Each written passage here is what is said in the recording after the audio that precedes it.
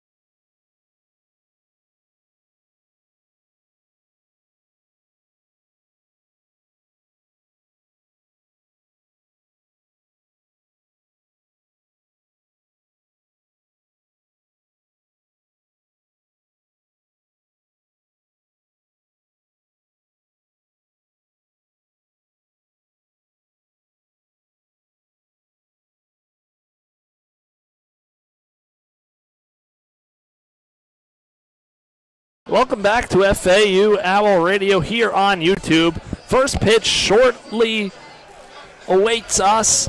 It is the Miami Hurricanes and the Florida Atlantic Owls. The Owls wearing their home red tops, white pants. Miami wearing their road grays with green caps and orange brims. And it's a gorgeous night for baseball here in Boca. Sun is setting. The lineup that the freshman right-hander Brody Juntanen will be facing: Jake Ogden, Max Galvin, Derek Williams, Alex Sosa, Brylan West, Alonzo Alvarez, Vance Sheehan, Gabriel Milano, and rounding things out, batting ninth, Fabio Peralta. The Owls' defensive alignment tonight in the field from left to right in the outfield. It is Peraza, Lipsy, Boylston, and from third to first it is Romano LaRue, Martinez, Eli Small. Doing the catching tonight is Ian Collier for Brody Juntanen. Collier has been on fire offensively for the Owls. He was last week's American Conference Player of the Week, and he'll look to take his hot run of late into this week from the offensive side of things. But the Owls looking to hopefully get a big win here tonight in non-conference play before they head back into conference play this upcoming weekend at home against Charlotte. Maddox, it should be a fun one tonight for the Owls. Definitely should be. Everyone's out here. We're seeing right now the athletic director, Brian White, coming up.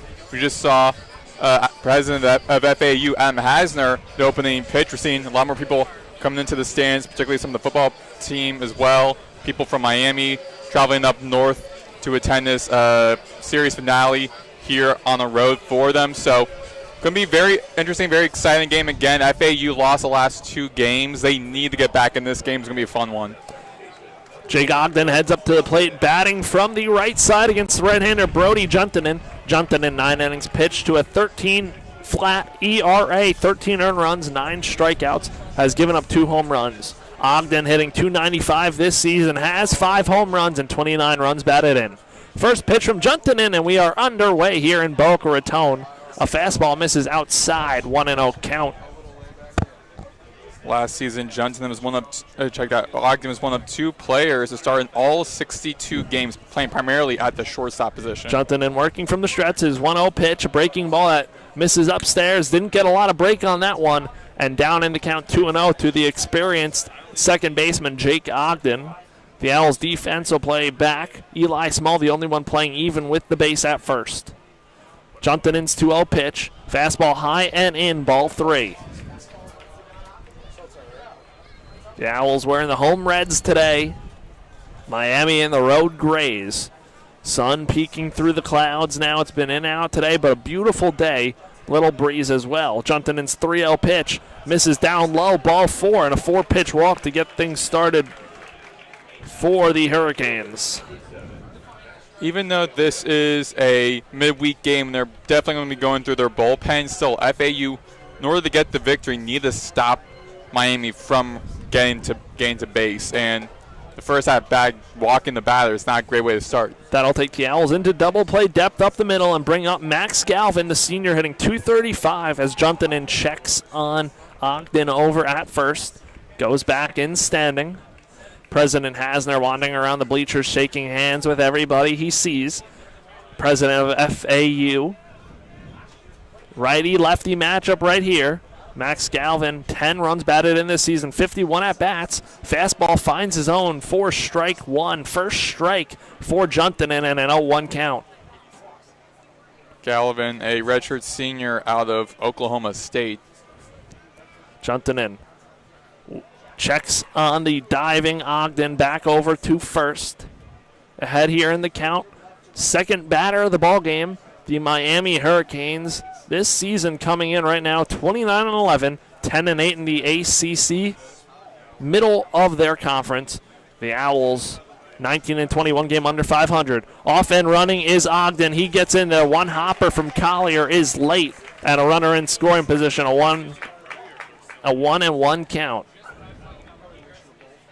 Yeah, LaRue, the ball was just in front of him. He had his foot off the bag and led to Ogden being safe at second. If he has foot on the bag, that would have been the first. That would have been a great defensive start for That the was Owls. Ogden's 9th stolen base of the year. That one on the ground to Eli Small. He'll field it on a knee, flip to Juntanen, who covers to first for the first out of the ball game. Ogden advances to third, so that does a job for Miami. And it brings up the very, very dangerous Derek Williams, hitting .404. The senior for the Canes has 14 home runs, 56 runs batted in, and 141 at-bats.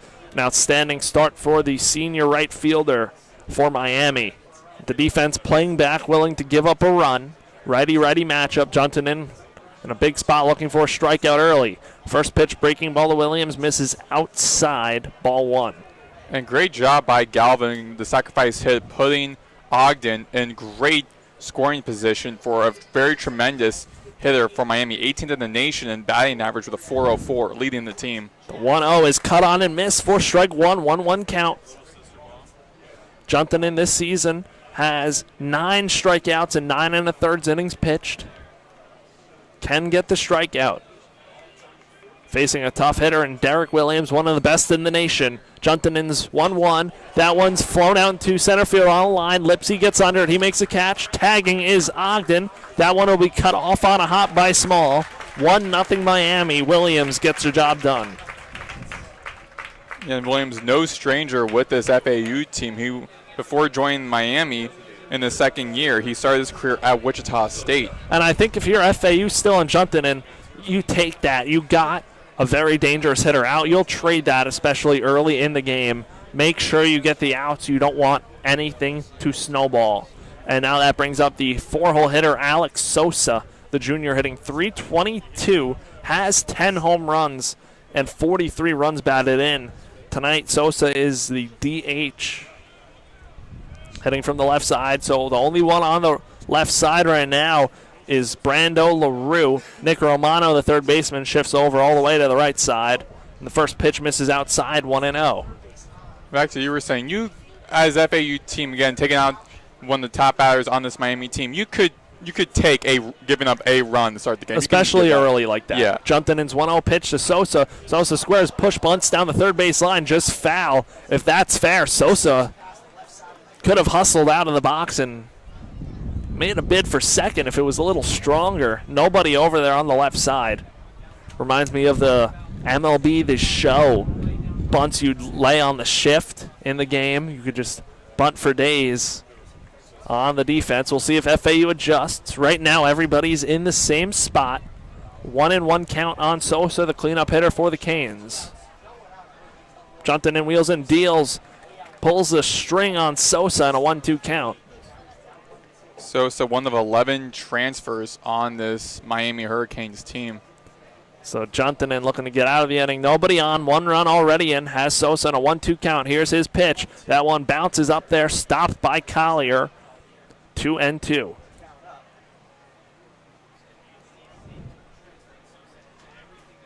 A beautiful night for baseball here in Boca Raton on a Wednesday night. Great crowd on hand. Juntanen has Sosa in a 2-2 count. Here's the pitch. Breaking ball, chopped foul down the first base line and towards the berm. So Sosa stays alive. Lots of Miami fans made the trip from Coral Gables.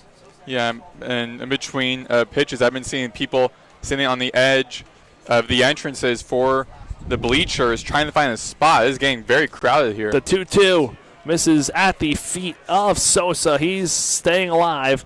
Pitch away from getting on. 3-2, 2 outs for Sosa. Shift still on Sosa. LaRue, the lone man on the left side. Romano, Martinez, and Small on the right side.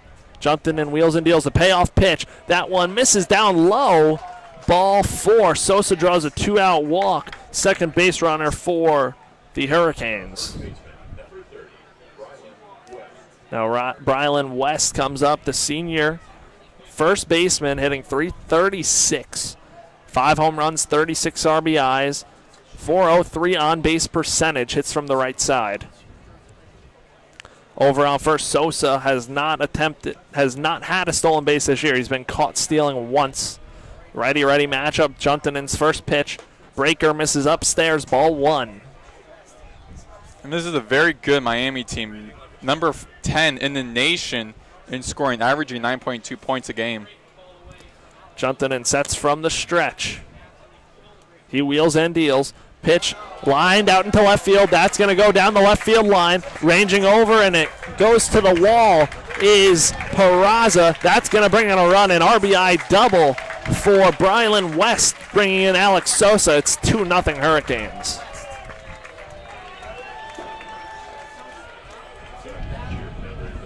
And that's a dangerous Miami offense we talked about. Very good offensively, one of the best teams in the country in all of offensive statistics. And if you give them free passes, they're going to make you pay. That's the first hit of the ball game. There are 2 outs and now a runner in scoring position, bringing up the freshman phenom catcher, Alonzo Alvarez, who's hitting .324. He takes outside ball 1. Definitely a tough test for the true freshman, Brody Juntanen, going against this very tough Miami team. These Miami hitters are right now the 6th in the lineup that Juntanen is facing. Is going to tire him out in this inning. Popped him up, foul over the Miami dugout on the third base side. 1-1 count. And I'll tell you, for Miami, they're going to have no problem getting these good catchers. One of their coaches on the staff is longtime Red Sox catcher Jared Saltalamacchia. So Alonzo Alvarez has one of the better coaches in the country to look up to as a catcher. Juntanen's 1-1. Popped up on the infield. Romano coming in on the infield grass, makes a catch for the 3rd out of the inning, but not before the Miami Hurricanes score 2 runs on 1 hit, leaving 1 runner on base. We head to the bottom half of the 1st inning. It is 2-0 Miami right here on FAU Owl Radio.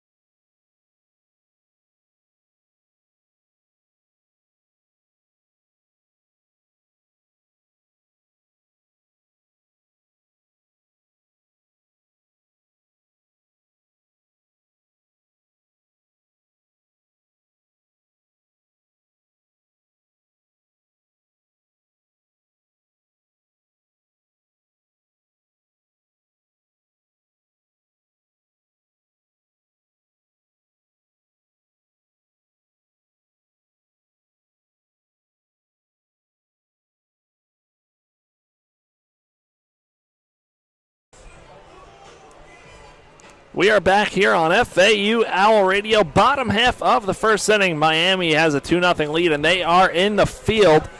Right-hander TJ Coates taking his last warm-up pitch.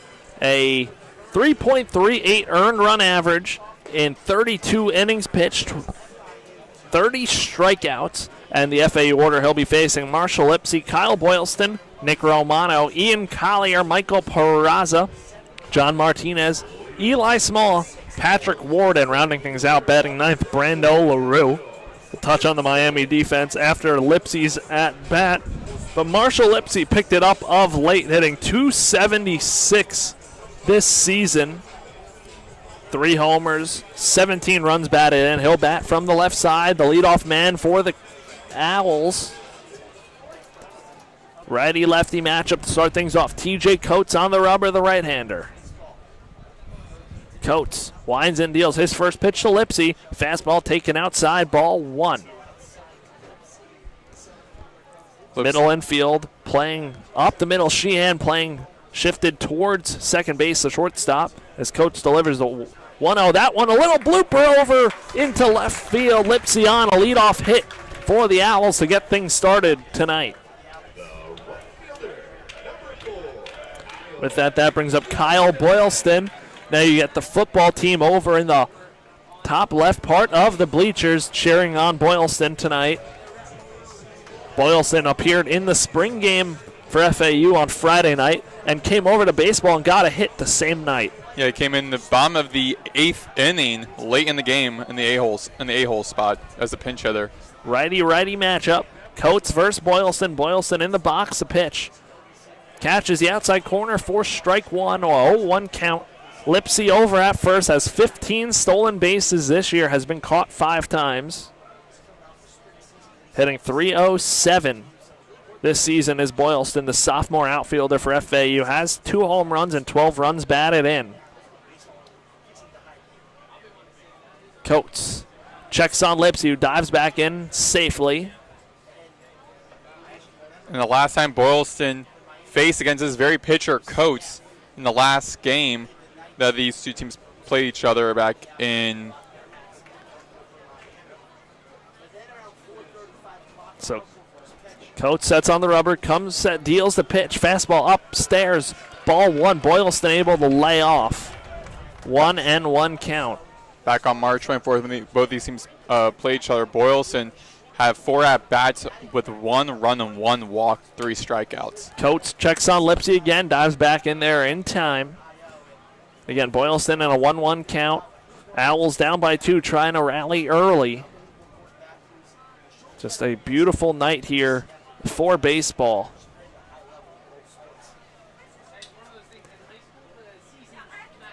Coates wheels and deals. Pitch in there for strike 2. 1-2 count. So Boylston checked his swing. Now we'll have to shorten up here. Ball in play. Double play depth up the middle for Miami. Coates working from the stretch with Lipsy on first. Checks on Lipsy for the 3rd time. He's safe. The Owls' 3-hole man Nick Romano waits on deck. Followed by Ian Collier, the dangerous hitting catcher for FA, who's been on a heater. So I'd love to get to him with runners on in this inning. Coates set to deliver his 1-2 pitch. Boylston able to foul that one off, stay alive. Tipped foul. Stay 1-2 count. 93 miles an hour. The Nick Wimberly scouting report. 1-2. Coates delivers. Pitch popped up into shallow right field. Ranging out there is Ogden. That might fall. And a nice catch on his seat. Ogden makes the catch. Robs Boylston of a hit. Almost doubled up Lipsy, but he's able to get back in time. A phenomenal play by Jake Ogden out in shallow right field. That was definitely a tough catch. The ball was behind Ogden throughout that entire duration of trying to catch the ball. And again, the sun in your eyes, ball behind you, 2 other players trying to get to the ball as well. Very tough. Amazing catch made by Ogden. Very nice catch by Ogden, robbing Boylston of a hit. So 1 out, 1 runner on. That brings up the switch hitting Nick Romano, batting from the left side against the righty Coates. Coates kicks and deals. Timeout called in the box. Pitch clock violation on TJ Coates. So a 1-0 count automatically on Nick Romano. Pitch doesn't count. Nick Romano now ahead 1-0. Maddox, it's awfully nice before even really seeing a pitch to be up 1-0. Automatically in a nice hitter's count. Shift up the middle. Sheehan at short. Ogden at second. Third baseman Milano way off the bag. They check on Lipsy, who dives back in safely. And that's pretty rare to have a pitch clock violation, particularly in college baseball, because even though we are able to see in the far outfield the pitch clock, so do the pitchers. On the backstop, they see the pitch clock as well, so there's really no need for Coates to not know when the pitch clock is winding down. Breaking ball to Romano finds the outside half of the plate for strike 1, a 1-1 count. Romano this season, 4 home runs, 23 runs batted in, 48 hits in 152 at-bats. A great campaign for the redshirt senior. They check on Lipsy again over there at first. Lipsy pretty popular over there right now from TJ Coates. And both these teams in different spots here tonight. Coates can give you distance into this game. FAU doing a full bullpen game here tonight. 1-1 to Romano. Inside, ball 2. Well, of course, Lipsey's one of the favorite targets right now that Coach is throwing to, because Lipsey ties with Patton for the lead on the team with 15 stolen bases. He's a great, really great stealer for the very speedy center fielder. Coates 2-1. Romano chopper down the third base line. He's got a bid for a hit, barehanded by Milano. He comes up with it, no throw made. An infield hit for Nick Romano. First and second for the Owls with 1 out. It's a line drive in the books for Romano. Another hit for him, bringing up Ian Collier, just who you want up right now. First and second, 1 out. Owls down by 2, but Ian Collier hopefully up at the right time. Hitting .337, leads the team with 7 home runs. Not this past weekend. The weekend before is American Conference Player of the Week. Takes a fastball in there for strike 1. 0-1 count. Righty-righty matchup. Defense for Miami looking for a double play up the middle. Coates sets from the stretch. Wheels and deals. In on the hands. Collier swings and misses for strike 2. So an 0-2 count. And it seems like, though, this could have been the plan for the Owls in the way early in the game. Try to get a couple runners on base, have your best hitter up at the bottom of this first inning. 0-2 to Collier. Pitch chopped up the middle, right back to Coates. He fields it, throws to second, over to first from Ogden. The double play to get the Canes out of the inning. No runs, 2 hits, no one left on base. We head to the top half of the second inning. It is 2-0 Miami right here on FAU Owl Radio.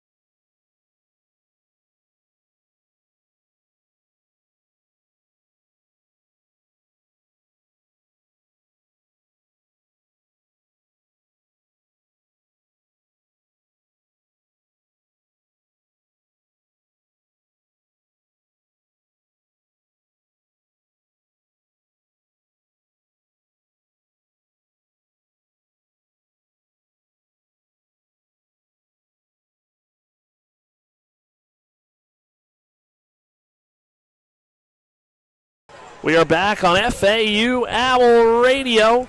It is the top half of the second inning. 2-0 Canes, 7-8-9 in the lineup. Starting with the shortstop, Vance Sheehan, the junior, hitting .287 for Miami. Sheehan this year hitting .287. A homer, 19 runs batted in. Up to the plate in the righty-righty matchup, and Juntanen is taking a second inning of work here.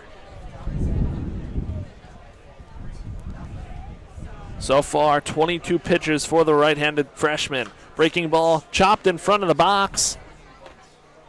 0-1 count, kicked foul.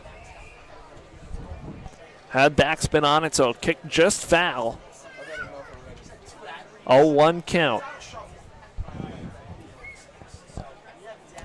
Great crowd on hand on a Wednesday night. Juntanen's 0-1 pitch. That one lined out into left center field. Ranging over is Peraza to make a nice running grab for the first out of the second inning. Great effort by Peraza coming in from left field all the way to left center, basically, to make that great catch.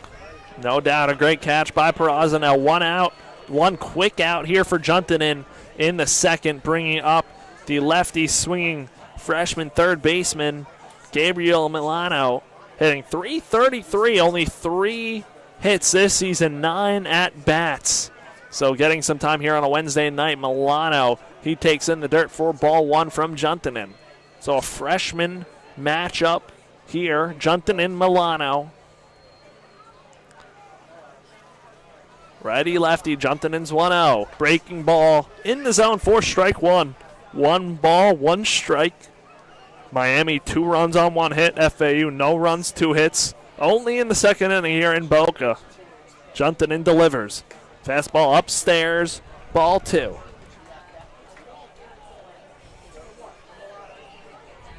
So now down in the count, 2-1. LaRue playing up the middle at short. Outfield playing straight up against Milano. That one misses down low for ball 3 on Milano.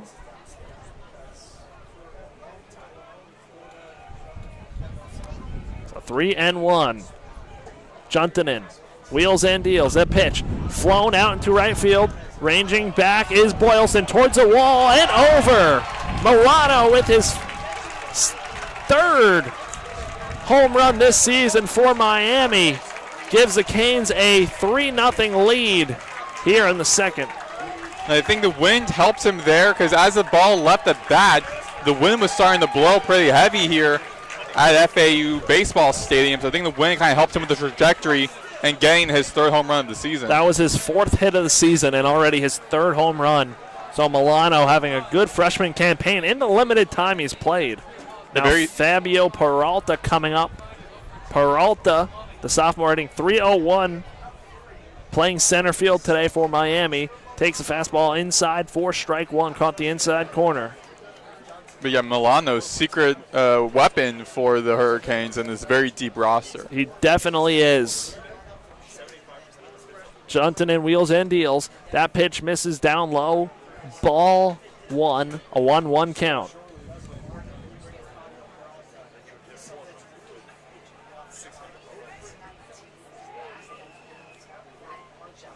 Juntanen working from the stretch. He kicks, deals. Fastball inside. Ball 2, a 2-1 count.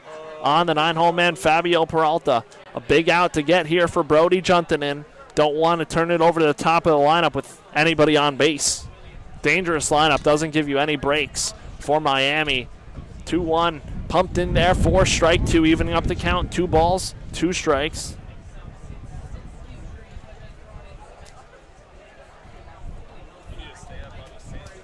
So 2-2, 1 out.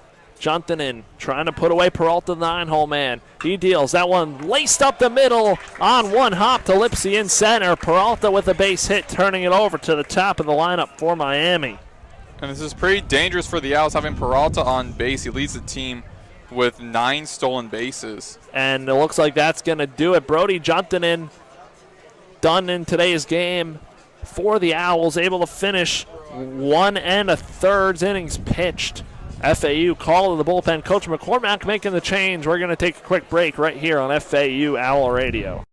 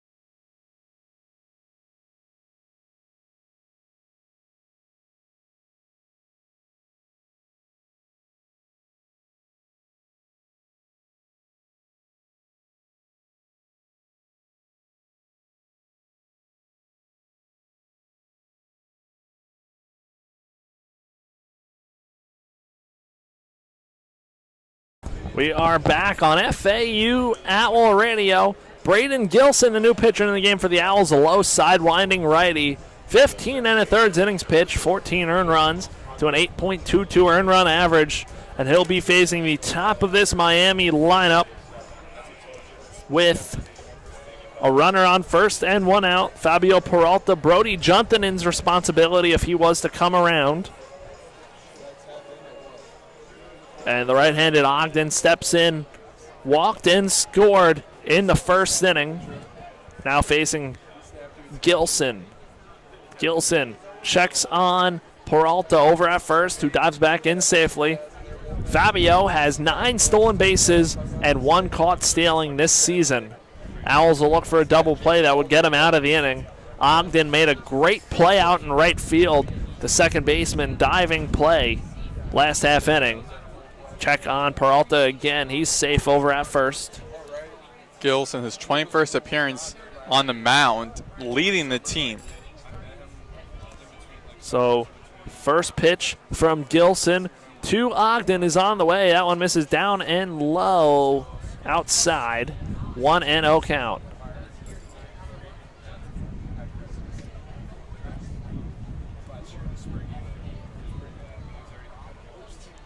So 1-0 count. Gilson's 1-0 in there. Strike one. Caught the bottom part of the zone. 1-1 count. Ogden, the senior, again hitting .295, 49 hits this season. Gilson kicks and deals. Breaking ball fouled off over the right side. Out of play towards the basketball courts. Heads up over there. Saw it take a big hop. Crowd got a chuckle out of it. Must have almost gotten close to someone over there. Now looking for the big put-away pitch of Ogden is Braden Gilson. He kicks and deals. Breaking ball fouled off out of play over the bleachers. 1-2 count. Ogden stays alive.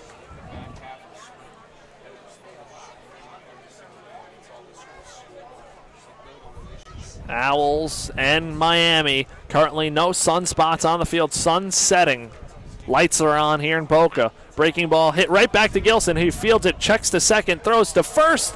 Eli Small able to hold the bag. Throw was a little low and wide, but gets the out. Advancing to second is Peralta. And there are 2 gone here in the second. Yeah, luckily Small was able to keep his foot on the bag. Otherwise, it would have been really bad for FAU. PFPs, pitchers fielding practice, makes me sweat a lot as a baseball player because sometimes pitchers have a little trouble throwing the bases, but Gilson able to get the job done there. And now with 2 outs, that brings up Max Galvin, the left fielder who grounded out to first his first time up. Facing Gilson for the first time, takes outside, ball 1.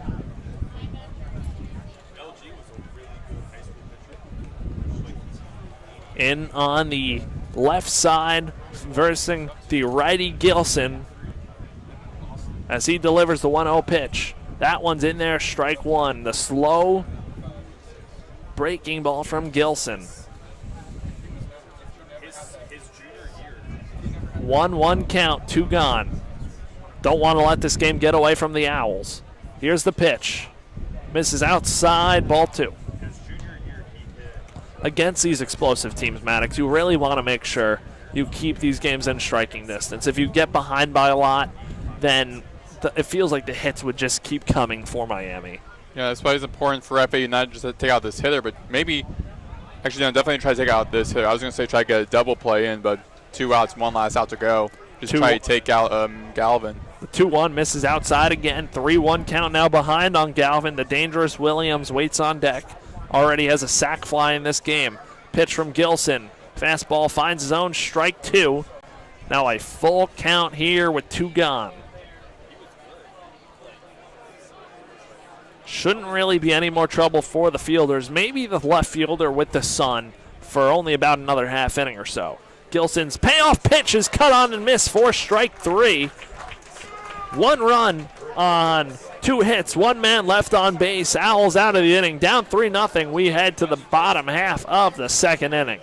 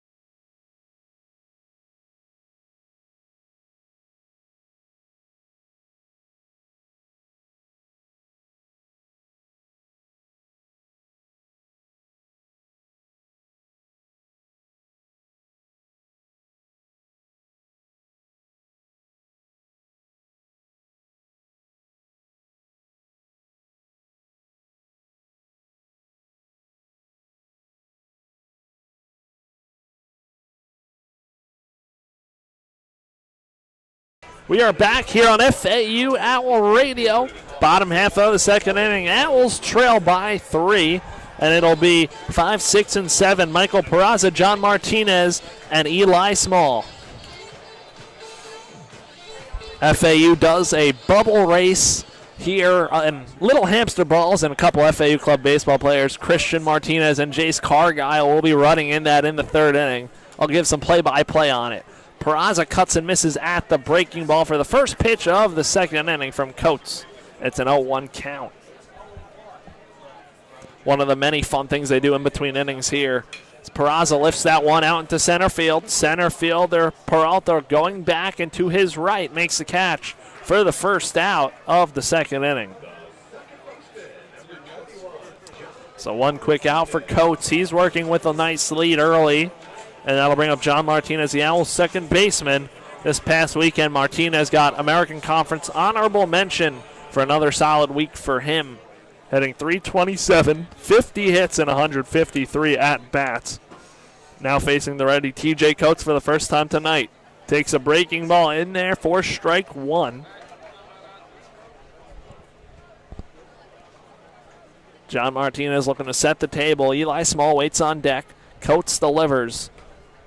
Martinez checks but does not go around, and a 1-1 count.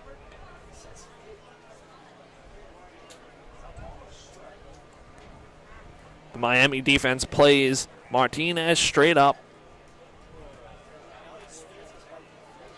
Coates kick steals a 1-1. Fastball finds the outside part of the plate for strike two and a 1-2 count.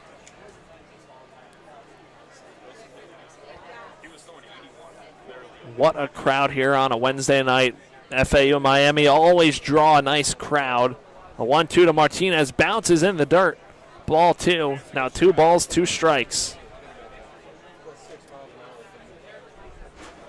Now Maddox, FAU, definitely want to start to cut in this deficit sooner rather than later. Only 3-0, still a lot of time to go, but don't want to let the Canes pull away. As the little squibber goes back on the ground to Coates, he'll field it flip to first to beat the hustling Martinez for the second out of the second inning.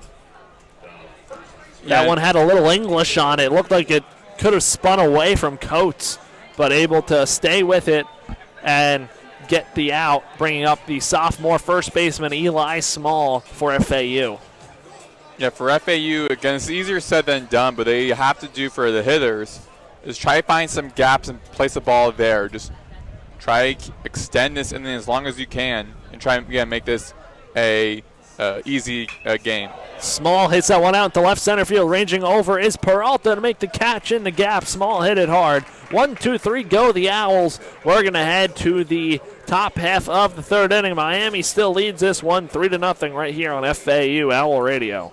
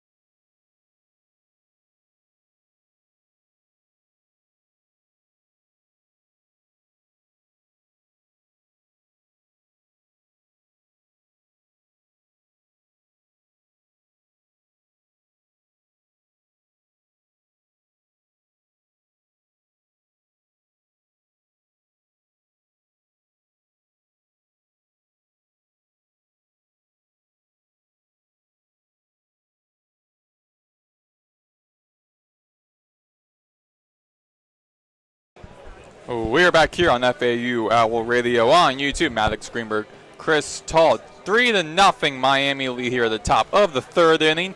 Braden Gilson now stepping on the rubber as it will be Derek Williams heading up to the right batter's box for the Canes for the second time in this game. His first at bat in the top of the first hit a single RBI. Sack fly got the first run in of the ball game in the first for Miami.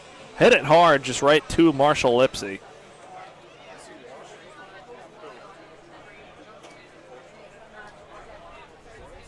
Gilson with the first pitch and be a strike one on Williams. Williams a 404 hitter, his second time at bat. Miami hitters today, 3 for 8. And tip foul into the backstop behind home plate. I'm sure for Williams, this is an adjustment to see a pitcher like Gilson, very deceiving on the rubber, doesn't throw very hard, and definitely a different look for this whole Miami lineup here tonight. And Gilson with the 0-2 pitch, here comes, and bunt, chop hit over in shallow infield, and he's out at first as Gilson hustles, throws over the small at first to record the first out. Good quick out for Gilson. Would love to see him work quick outs for FAU. Give Coach McCormack some depth into this game. Now Alex Sosa, who was walking his first at-bat in the top of the first, in the cleanup spot, in the 4-hole spot of the lineup, batting left, and foul ball as it goes past the third base foul line. Foul one, strike one for Sosa, who out of high school was number 125 overall in the 2023 MLB draft. Elected to go play at college. Joined the NC State Wolfpack for 2 years before joining Miami in his first year. And line drive, ground actually to the first base. And he will be taken out at first. So early 2 outs here at the top of the third for the Owls. Going to be Brylan West next up for the Hurricanes. Trying to extend this frame for the Canes.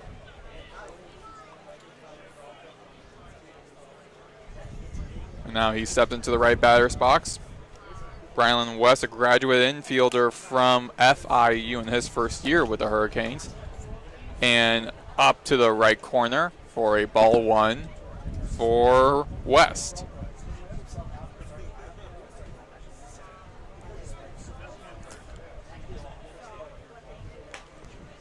And inside for a 2-0 count on West. Able to hit a double into the gap, an RBI double in the first inning, part of the 2-run first for Miami. Gilson with the pitch, and out inside again. This time will be ruled a strike. So 2-1 count on Brylan West, who was, last season was named to the 2025 Perfect Game Conference USA preseason all-conference team. Outside, 3-1 count.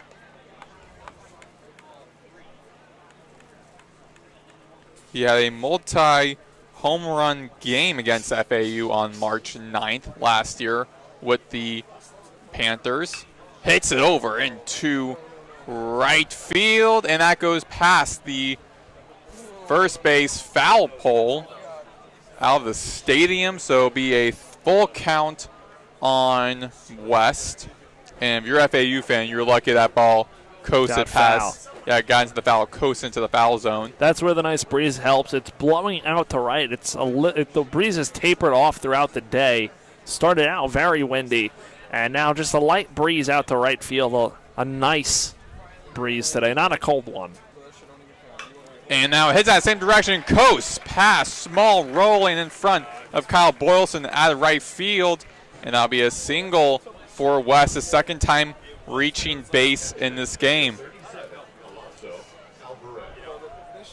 Now Alonzo Alvarez in the 6-hole spot, the switch hitting freshman catcher from Brentwood, California. He popped up to Romano in his first at-bat. Dangerous hitter, one of many in this Miami lineup. All of them dangerous hitters.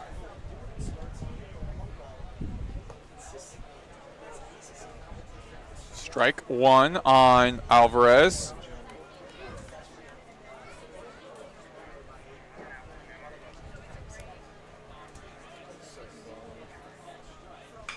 And over into the third base foul line. Goes be a foul 1, strike 2. So on 0-2 count.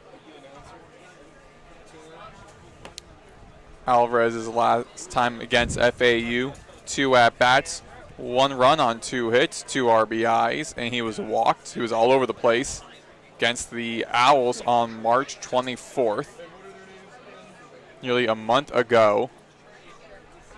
Up in the left corner for a ball 1. It's a 1-2 count.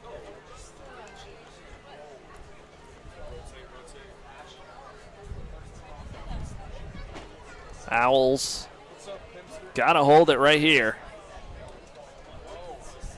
Inside for a ball for check out strike 2. So deuces wild on the left heading Alvarez.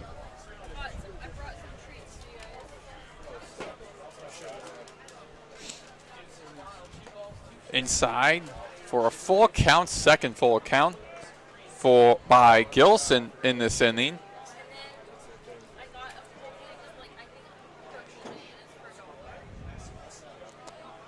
Runner will be off and running. That'll be West over at first with 2 outs.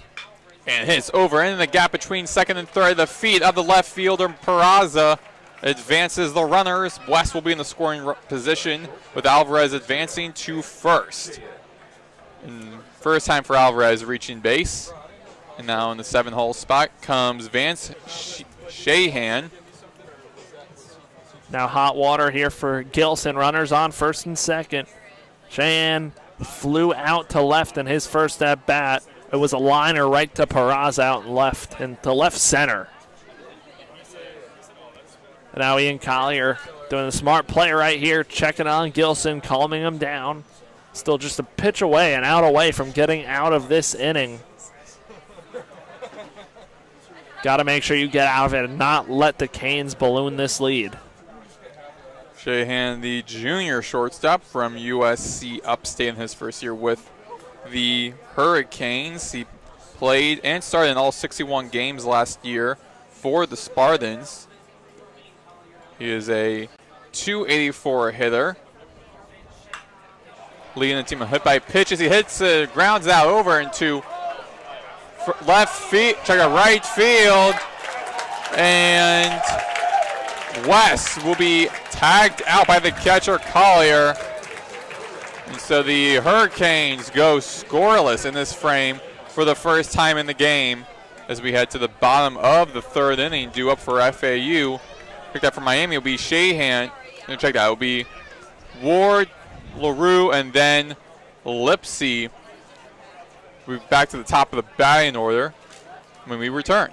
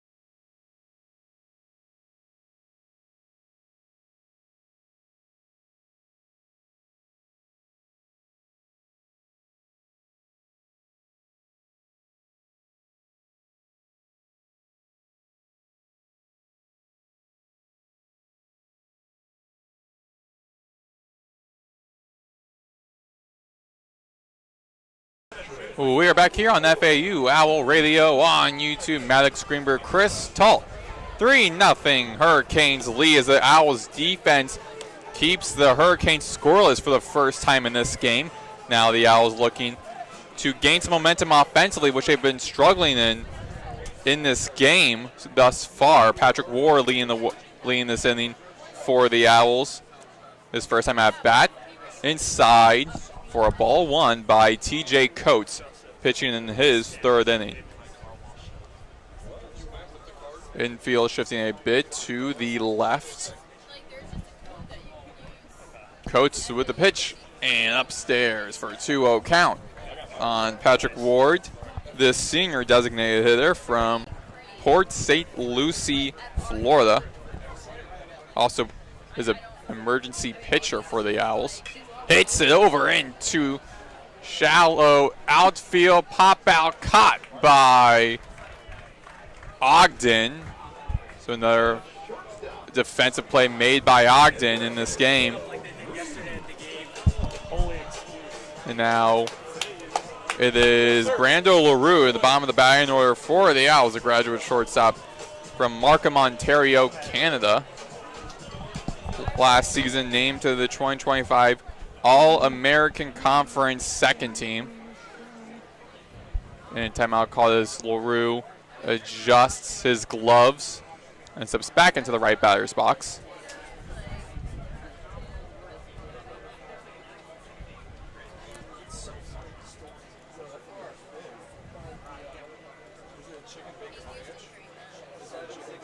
Coates with a pitch inside. Strike one on LaRue. On deck for the Owls at the top of the batting order will be Marshall Lipsy.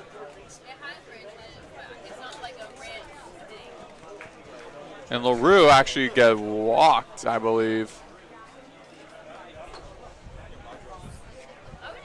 So LaRue be heading to first as Marshall Lipsy steps up to bat for the second time in this game.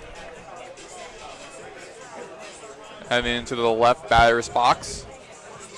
And unbelievable for the Hurricanes right now. They have 3 runs on 6 hits. The Owls, no runs on 2 hits. So the Hurricanes been all over the place in this game. Owls trying to get the bats going. Lipsy 1 for 1 with a single. And coasts over into the first base foul line, flies into the berm. Be a strike one, foul one on Lipsy.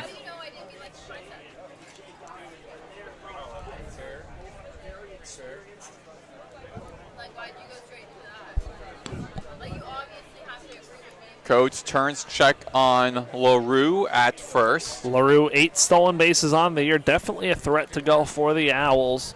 Speedy middle infielder, shortstop for FAU. Having a tough start to the season, but looking to pick it up towards the back half. Up to the left corner for a ball one. It's a 1-1 count on Lipsy, the senior center fielder from Longview, Texas.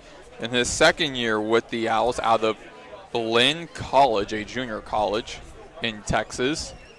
Coates in the stretch. Here's a pitch. Tip foul behind home plate. Off to the left side. Foul one, strike two. It's a 1-2 count. Now Lipsy returns to the left batter's box. Coates turns to his left to check on LaRue at first. In the stretch. With the windup, here's the pitch. Swung on over into the right field, the feet of Williams, advancing both runners. And Lipsy, for the second time in his at-bat, hits a single. Runners advance. Lipsy will be at first. LaRue in the scoring slot at second. And Kyle Boylston returns to bat for the second time. And you can tell he's at-bat as a left corner of the bleachers, the football team cheering him on as his head coach, Zach Kidley, the head coach for the football team, arriving here for this big midweek matchup between both regional teams.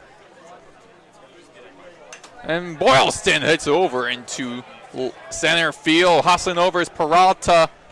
Tosses over the second base to check that to second baseman Ogden as LaRue stays stationary at second. So that results in the second out of the game in this inning. So we got LaRue at second, Lipsy at first. Nick Romano, one of the best hitters on his Owls team, up to bat. in the left batter's box for the second time. His first at-bat was a single. 2 outs. Bottom of the third, low in the dirt. Another one of those guys you want up in these spots, Nick Romano. Owls have a chance to cut into this. Again, still a long ways to go, but want to start cutting into it right here with the heart of your lineup up. Looks at second. Coates checks second again. Where LaRue's at throws. Big swing by Romano goes nowhere. The BA strike one. A 1-1 count for Romano, the redshirt senior third baseman from Boca Raton, Florida, a local guy. Transferred in from Georgia Tech. Wanted to come back home to Boca after leaving it. Who wanted the weather here? Tip foul to the backstop behind home plate to be a 1-2 count on Romano, a 320 hitter. Lipsy at first, LaRue at second in the scoring slot. 2 gone, 1-2 count. Bottom of the third inning.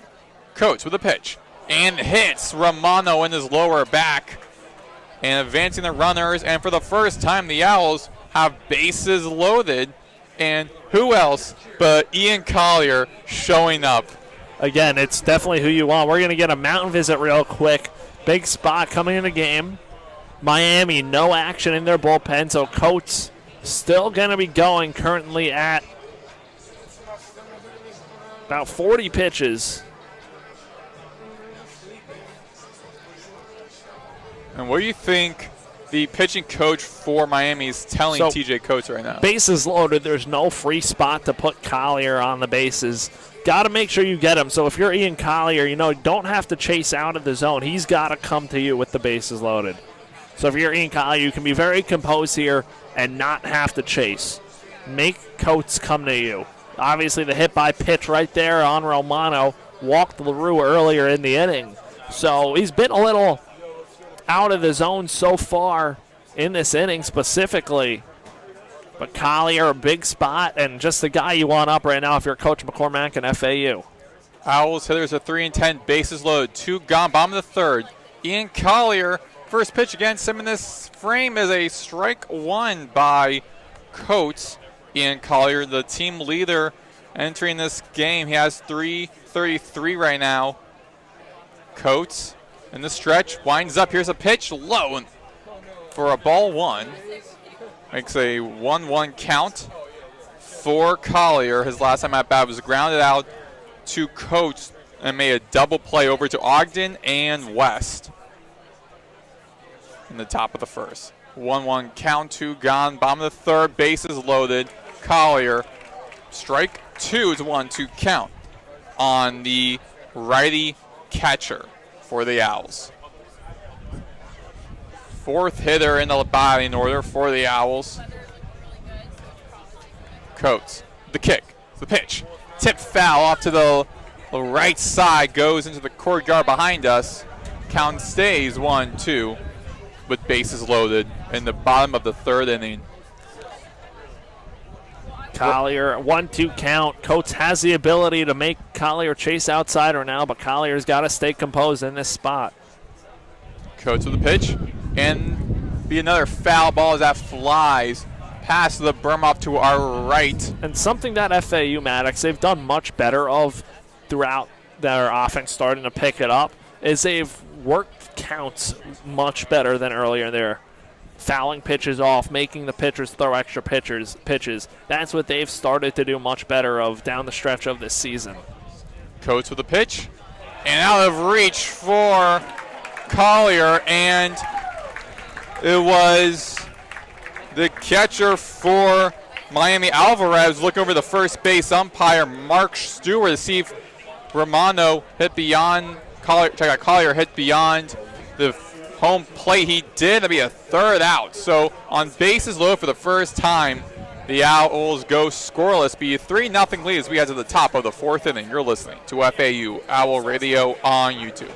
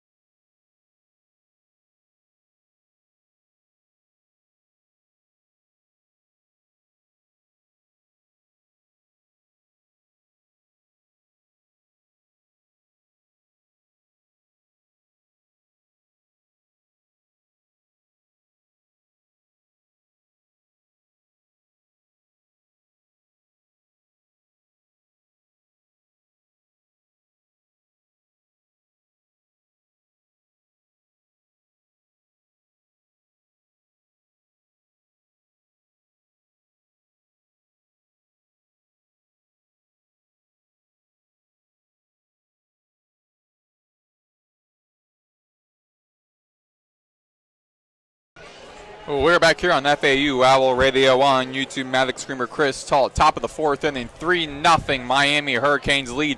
The Owls have bases loaded with their best hitter, Collier, on with 2 gone, and the Hurricanes defense prevents FAU from advancing the inning, for extending the innings. Now Carson Kimball, the new pitcher for the Owls, in the circle for the first pitch, is strike 1 against the freshman Gabriel Milano, the third baseman for the Hurricanes. Milano hit his 3rd home run of the season, only his 4th hit in 10 at-bats. 3 of them are home runs.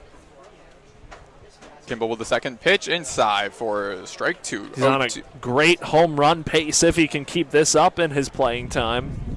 Carson Kimball, the junior right-hander from the Woodlands, Texas, in his first year out of New Orleans. Last season in New Orleans, he had 2.83 ERA, .83 ERA, and strikes out Gabriel Milano, the hitter for the Hurricanes, to put up a home run in this game. And so with 1 gone, bases empty, it'll be Fabio Peralta bomb the batting order for the Hurricanes. Peralta hit a single in the 2nd inning for Miami.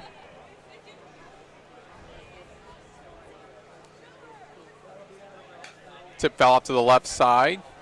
Foul 1, strike 1. Romano hugging that infield grass. Rest of the infield shifting a bit to the right, with LaRue on the left side of that second base bag. Kimball with a 7.56 ERA and rolling off to the left side. Foul 2, strike 2. Carson, 1 for 1 this season, 16.2 innings pitched, 17 runs on 18 hits, 14 earned runs, walking 12 batters, striking now 14, allowing only 2 home runs, has a whip of 1.80. And be a low in the dirt for a ball 1. It's a 1-2 count against the lefty Peralta. So it's the righty-lefty matchup here in the top of the 4th inning. Some activity in the Owls bullpen off to the left, off to the right outfield.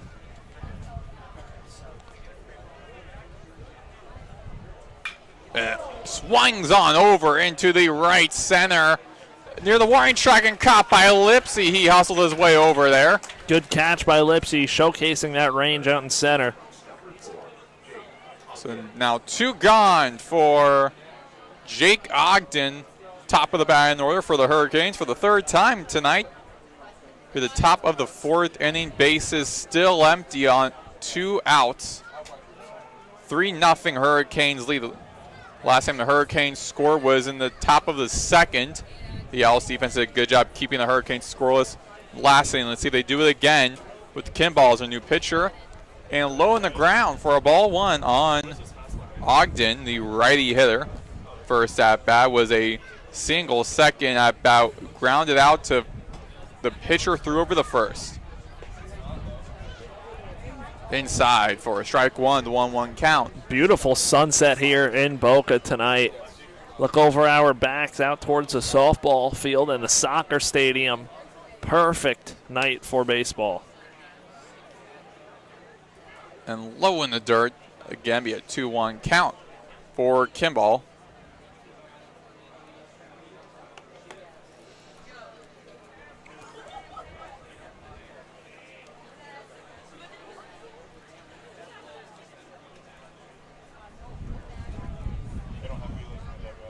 Base is empty.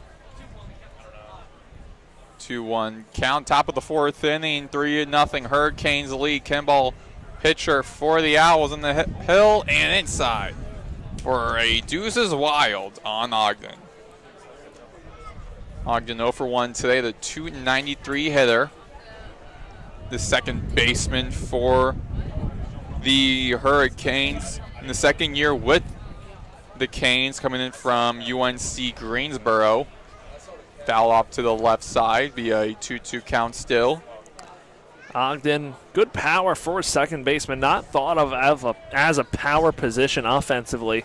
Has 5 home runs. Saw him hit a few last year against FAU, 1 in Miami, 1 at FAU. Grounded out Off into the infield to the left side. LaRue throws over the small at first and records the third and final out of the top of the fourth inning. The Hurricanes again go scoreless. And now, but the Owls turn again to try and getting something going offensively. It will be Peraza, Martinez, and Small when we return here on FAU Owl Radio on YouTube.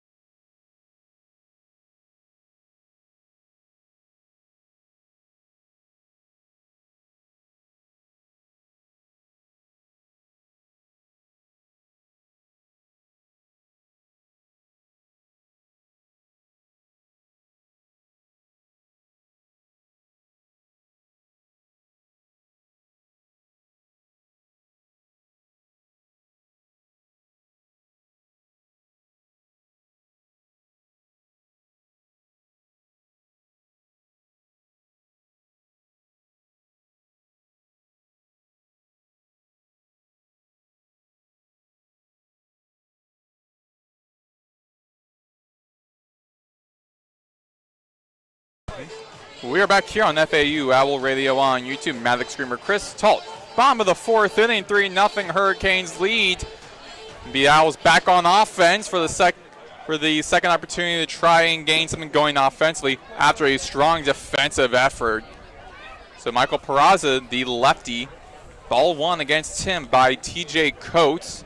Coates entering his fourth inning, but several Hurricanes have been ran over in between innings off to the left outfield in their bullpen.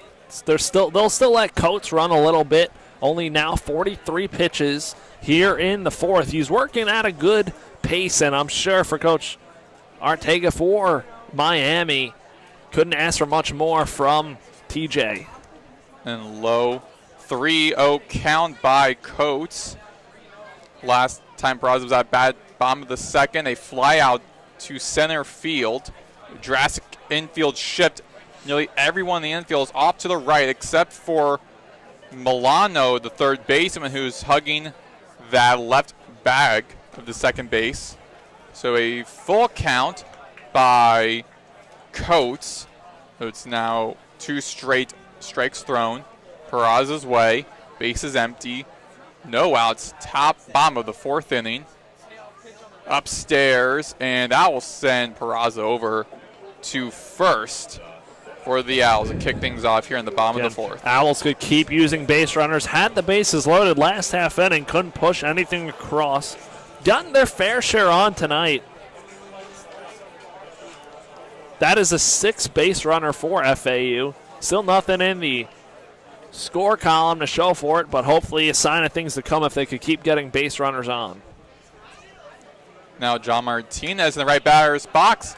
High up in the air. There'd be a pop out right in front of the Owls dugout and caught by Brylan West, the first baseman for the Hurricanes, to record the first out.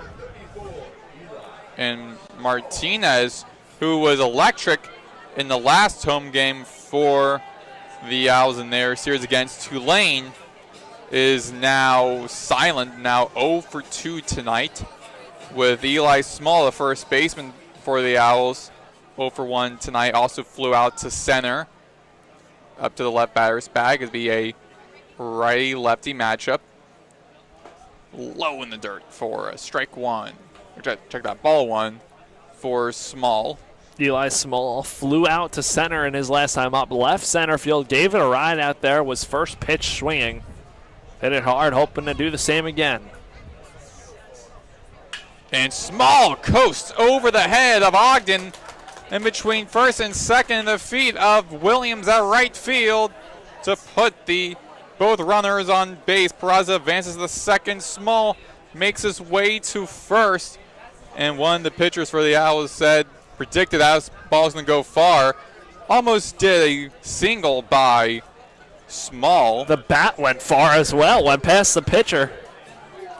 I mean, it's a midweek matchup. Anything can happen, honestly. I don't think it broke. It just slipped out of his hand? I can't tell. It looked as though it might have slipped out of his hand. I don't see much damage to the bat. I think that's a wooden bat. It's a metal bat. It's a metal bat. Oh, metal bat. Okay, yeah. So I don't think really much damage will happen.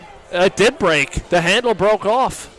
That is amazing. You see That's the second broken bat I've seen here at FAU baseball. Last year, Lipsy broke his metal bat, and now Eli Small joins the club.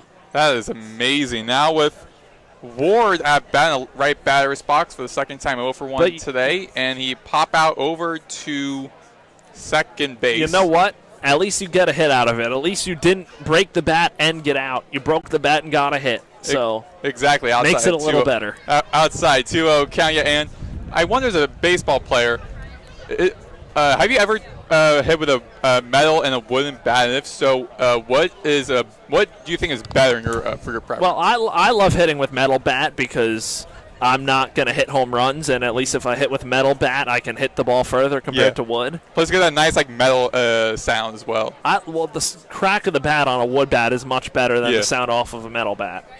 3-0 count, 2 on, way outside for Alvarez. So for the second straight inning for the Hurricanes defense, they have runners on base. Bases loaded. And only one out, bringing up Rando LaRue. So now you got Ward at first, Small at second, and Peraza in third. And it looks like the Owls, the Hurricanes, might be making a pitching change. I don't think so. I think it doesn't look like a pitching change. Looks as though there might just be having another Ward. We're seeing a couple more Hurricanes making their way to the bullpen for the Hurricanes off to the left side. And now a couple pitchers getting warmed up. One looks like a lefty for the Canes. And now a big spot in this game for FAU.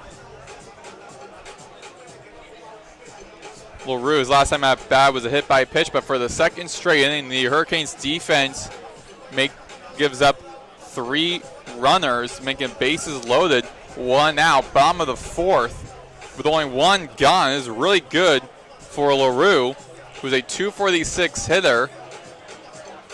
Big spot for the senior shortstop for FAU. Looking to really have his big moment so far this year. And hopefully he can have that and it could send him off on a nice hot streak. Because FAU could really use it with Brando LaRue. So you got Ward at first, Small at second, and Peraza at third. LaRue at bat in the right batter's box. Ball 1 by Coates.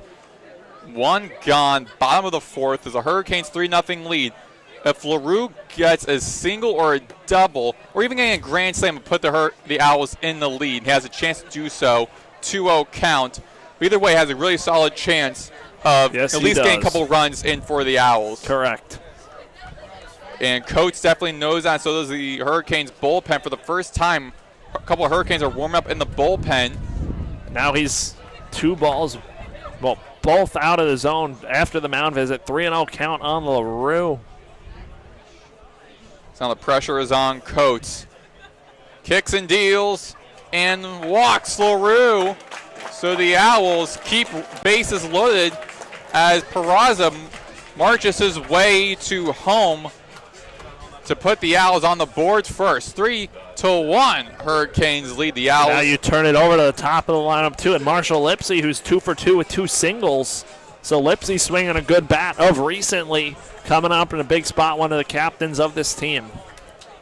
And so the Hurricanes defense with Lipsy at bat are now shifting a bit to the right. If you're Lipsy here, that was 4 straight pitches out of the zone. Want to make sure you see a strike from Coates, especially with the bases loaded. And big swing by Lipsy. And a little bit Costa going for a strike 1. In situations like this, what do you think has more pressure on them, the batter or the pitcher? Definitely. Well, typically, I would say the pitcher would, but in this spot, two. FAU's trying to get ahead or get some more runs in here. So it will be FAU. It's Marshall Lipsey. That's who the pressure's on to come through here and cut into this even more, maybe tie it or give FAU a lead if they can. On an 0-2 count, grounds it out. Past the glove of Ogden at second. Advancing both runners. Ward runs his way over to third. Small goes home, and it's a tied game. And that one took a wicked hop on Ogden. It hit the dirt and just took off from him. So we'll see what that scored. That could be scored a hit. It scored an error right now. And check that, actually was Ward and Small who made it home. LaRue now at third. So runners on the corners. And only one out. Owls tied up, now looking to take a lead. And they have deemed that a scoring error, so the first error of the day goes to the Hurricanes, and the Owls now have things tied at 3 apiece. Upstairs for a 1-2 count on. Check out 1-0 count on Boylston.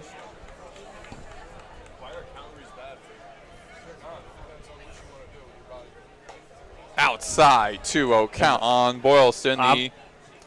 Obviously, that scored an error. Definitely did take a tough hop on Ogden. It really picked up speed, hit off the dirt, and skipped right past them. Above him, took a high hop.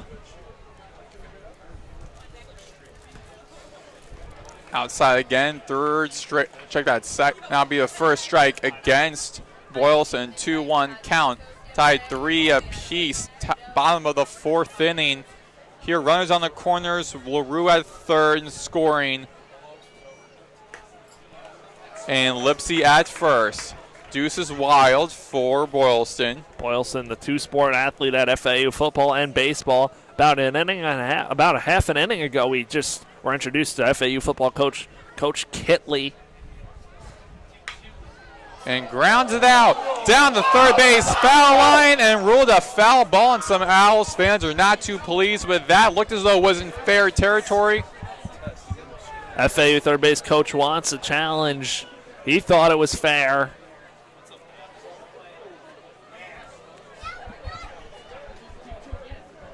Currently is runners on the corners. Boylston returning on the Deuces Wild, returning to the right batter's box. Staying alive, big spot for Boylston. But yeah, we were introduced to Coach Kitley, one of the best offensive minds in the game of college football. The FAU football season, as Coach checks first where Lipsey's at.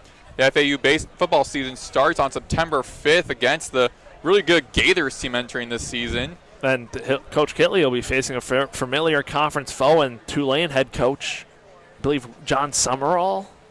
I believe it is John Summerall. Yeah. And, swung on and into the direction of the glove of Ogden at second, throwing over the first out west. And a single out by the Hurricanes. Now 2 gone. Still runners on the corners. Lipsey at first, LaRue at third. Boylston taking now 0 for 3 tonight. Nick Romano now stepping up to the left batter's box. Romano 1 for 1, single and a hit by pitch. On-base machine for FAU this year, 409 on-base percentage, 320 batting average, 22 walks, 49 hits. A 320 hitter, low in the dirt on the bottom right corner of the zone. Ball 1 by Coates. A couple of Hurricanes pitchers, one lefty, one righty, are warming up. Romano on a 1-0 count, 2 gone, runners on the corners. Ooh. Hit by pitch. That's something you don't want to do if you are Coates. So that will put bases loaded for I believe the 3rd time in this frame alone. And it looked like it hit Romano on the hand. Hopefully he's okay. Lots of little bones in on that hand. Looks to be okay. Nobody out there checking on him. I believe it is the foot with the most bones. Then it's the hand, I think. Definitely want to watch out either way, though, because especially when you're hitting. Swinging the bat as well. Yes. Now Ian Collier, again, bases loaded. His second time today with them loaded. Collier, one of the best hitters on his Owls team, doing quiet night. Grounded out. And his first at bat, and then a strikeout on a bases loaded opportunity in the last inning. So it tied 3 apiece. 1-0 count. Bases loaded again for Collier. 2 gone. Similar deja vu for Collier. Coates, 1-0 count. Here comes the pitch. Inside for ball 2. Owls putting together some good at-bats these last few innings against Coates. Owls hitters, 4-15. Got Romano at first, Lipsy at second, LaRue at third, Collier at bat. And that's an automatic take from Collier. See a pitch ahead in the count, 2-0, bases loaded, make him come to you. It's a 2-1 count, so strike 1 by Coates. Standing tall on the mound with the lights illuminating the field. Big swing by Collier. And Romano hustles his way back to first as Alvarez was looking to throw and take out Romano. That'd be very costly for the Owls. Back to Deuces Wild for Collier. Coates. Wheels and deals. Tip foul to the backstop. Count stays at 2-2. Collier fighting for FAU. It's tied 3 apiece. All 3 runs have come in this inning. Again, it was for the Owls. Less than 2 weeks ago, Collier, the American Conference Player of the Week. And hit, swings up high into the center field. That looks like it'll be catchable for Peralta. And it will be as he catches it with his right-handed glove and takes out the Owls and Collier on another bases loaded, 2 out. Be tied 3 apiece. Great position for the Owls as they put the Hurricanes in a lot of distress as we head to the top of the 5th inning. Due up for the Hurricanes will be Galvin, Williams, and Sosa when we return. You're listening to FAU Owl Radio on YouTube.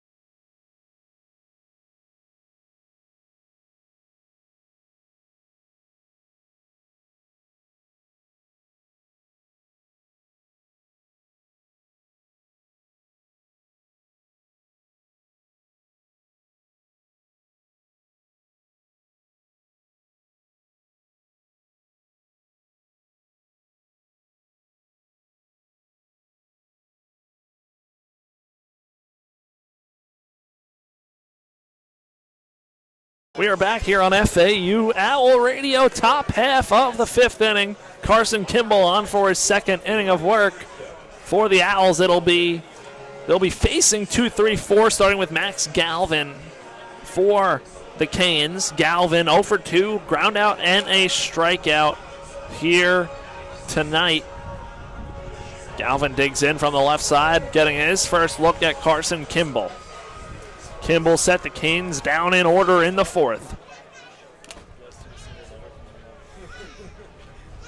Righty-lefty matchup. Kimball works from the windup as a relief pitcher. He wheels and deals. First pitch fastball misses outside. Ball 1. 1-0 count. Galvin, .226 batting average, 12 hits and 53 at-bats. Playing here on the midweek. Kimball's 1-0. That one skied out towards the line, tailing foul down the Third base side and bounces out of play, a 1-1 count. Peraza unable to run that one down as it landed on the warning track on the side. Crowd has thinned out just a little bit here, as it tends to do on these midweek matchups. A lot of people get here early and then they'll head out. But overall, good crowd. The berm on the right side, berm on the left side.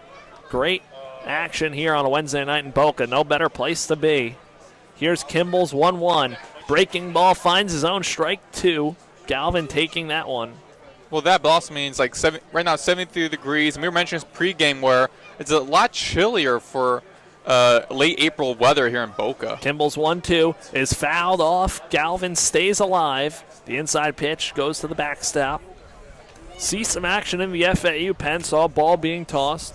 Miami, a few guys running down in the pen. Getting loose. Kimball on the rubber. 1-2 count ahead of Galvin. Pitch cut and hit into the net. Galvin stays alive. 2 consecutive foul balls with 2 strikes. Really couldn't ask for a better night for baseball. Exactly. Again, nice cool weather. It's currently 73. Feels like 70 degrees. So again, the crowd's being thin now as the night rolls on. But, I mean, great baseball. First we're going to think would be all Miami. Kimball's 1-2. A slow chopper to the mound. Kimball fields it. Throws to first for the out. A snag by Eli Small in the base path of Galvin to get the first out of the 5th inning. That was a lot of heat by Carson on the mound, throwing to Small. But again, like those are those dangerous plays too for Small. That with the runner, when you reach out like that, they could hit your hand, and that's where you see a lot of injuries at first base happen. But Eli Small able to snag that one quickly, get the out, and now bringing up the 3-hole man, Derek Williams. Williams 0 for 1, sac fly, and a ground out back to the pitcher. Kimball's first pitch to Williams is down low for ball 1, a 1-0 count. Miami, 3 runs, 6 hits, 1 big error, bringing in 2 extra FAU runs. The Owls 3 runs on 4 hits. I was going to say, it was from a moment ago we thought it was going to be a Hurricanes game as they were up 3-0, but the Owls explosive bomb of the 4th inning. Kimball's 1-0 misses down low for ball 2. Playing Williams about straight up. 14 home runs on the season for Williams. Big bopper in this lineup tonight. Danny Cuvée not in the lineup for the Canes as Williams takes the fastball down low, ball 3. Those 14 home runs have him tied 26th in the nation. If there's one of the few guys in the country that has a green light here, Derek Williams is one of those guys. And he is having an oddly quiet night for the Canes. The 3-0. Fastball misses inside, ball 4. That's the first base runner allowed by Kimball with a 1-out walk here in the 5th. Bringing up Alex Sosa, the designated hitter. 0 for 1 with a ground out walk and a run scored. So Sosa will dig in from the left side. Owls a double play away from getting out of the inning. Over on first, Williams, 4 stolen bases, 4 caught stealings this year. The heart of this lineup, we'll see if he ends up going. LaRue behind the second base bag over from short. That one blocked up there. Collier catches him, napping the tag from Small. He's out. Ian Collier catches Derek Williams sleeping. Collier, great stop.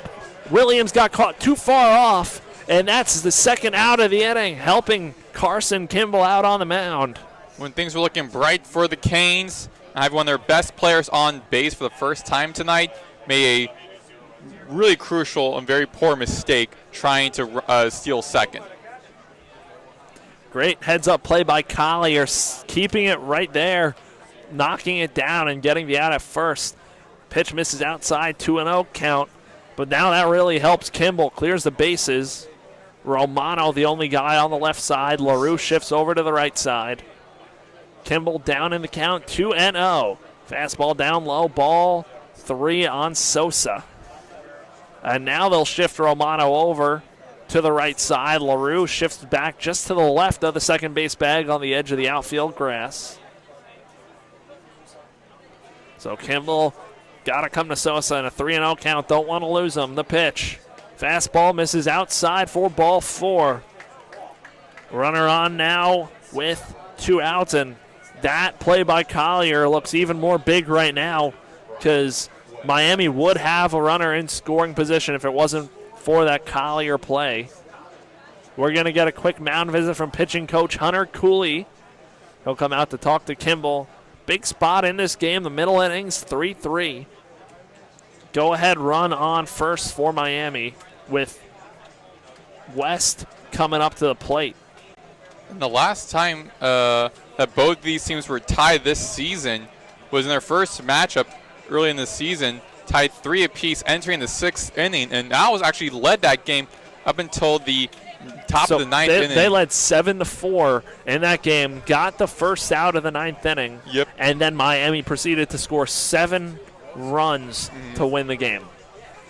And again, this is a really good Hurricanes team come off of a great season. Last season, they lost to the California in the first round of the ACC baseball championship tournament, but then made their way all the way to Super Regionals, lost to Louisville, I believe it was. Yep, to the Louisville Super Regional, won the Hattiesburg Regional again, hosted by Southern Miss. Ready matchup against West. Braylon West, the first baseman, takes strike 1 down the middle, 0-1 count. Over on first, Sosa has not stolen a base this year. And West at the plate, 2 for 2, a double and a single, cut down at home plate on a relay throw from Boylston. Kimball working from the stretch. Fires away. Down low, ball 1, a 1-1 count. On Braylon West, the senior first baseman for Miami. Lights on here in Boca. No more sun tonight. Getting darker and darker as we go. The 1-1. Breaking ball smothered into dirt by Collier. Another outstanding block by him. Keeping Sosa over at first at the 2-1 count.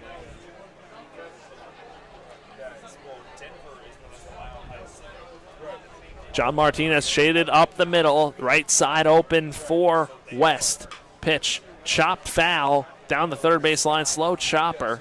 And now a 2-2 count, Kimball a pitch away. I'll tell you, for how good Miami is this season, FAU finds themselves competing in these games. Hopefully they can scratch across a win here tonight, because that will be a huge confidence boost to say they beat a team like Miami, then to pull even at 500 and take off from there. And then here's Kimball's 2-2. That one, a high chopper on 2 chops to Romano. Fields throws cross the diamond in time for the 3rd out of the inning. No runs, no hits. 1 man left on base. We're going to head to the bottom half of the 5th inning, knotted up here in Boca in a 3-3 ball game.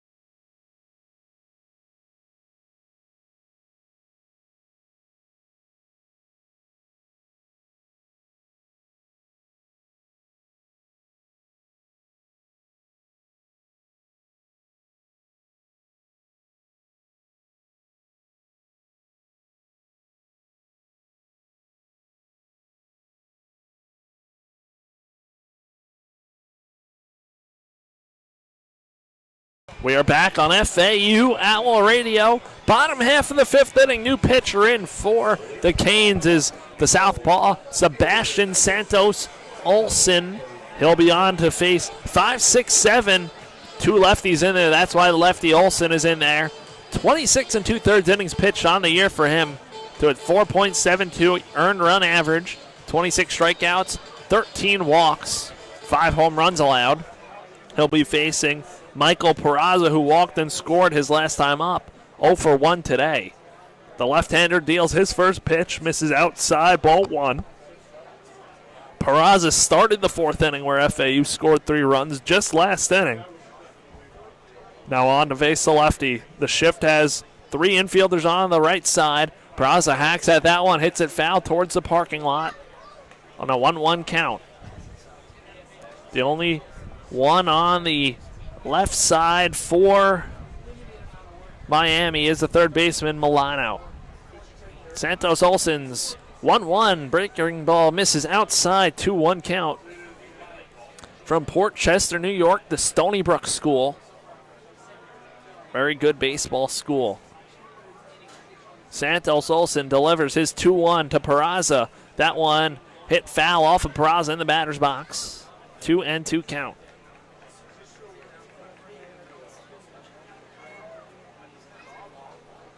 Breeze definitely settled down right here as the game has went on. 2 balls, 2 strikes on Peraza, the 5-hole hitter for FAU. Santos Olsen, the left-hander, delivers. Slider misses outside, down low, ball 3. Santos Olsen stands 6'3", 215. He's a freshman. Getting a lot of run in his freshman year at Miami on the bump. The full count pitch. Peraza hits that one, a slow chopper down to second base, fielded, and in time to beat the hustling Peraza, who comes up limping. That was Jake Ogden who fielded that one into the shift, and that's the first out of the 5th inning. So now John Martinez coming up. Martinez 0 for 2, ground out and a pop-up. Martinez swinging a hot bat recently, batting average at .323. Lefty-righty matchup. First pitch from Olsen is cut on and missed. 4-strike-1, the off-speed from Olsen. Now Miami plays Martinez a lot more straight up than it was with Peraza, the left-hander, previously. Santos Olsen delivers. Pitch popped up over the screen and out of play over our heads. 0-2 count. Over onto the concourse. Martinez, in the last time these two teams played each other back in late March, had 3 at-bats, 1 run, and 2 walks. So he was a little more active in that game. 2 drilled down the third base line. That's a base hit. Martinez rounds first. He's heading to second. That one's cut off before the wall by Galvin, but that doesn't matter. Martinez in there with a 1-out double for the Owls in the 5th.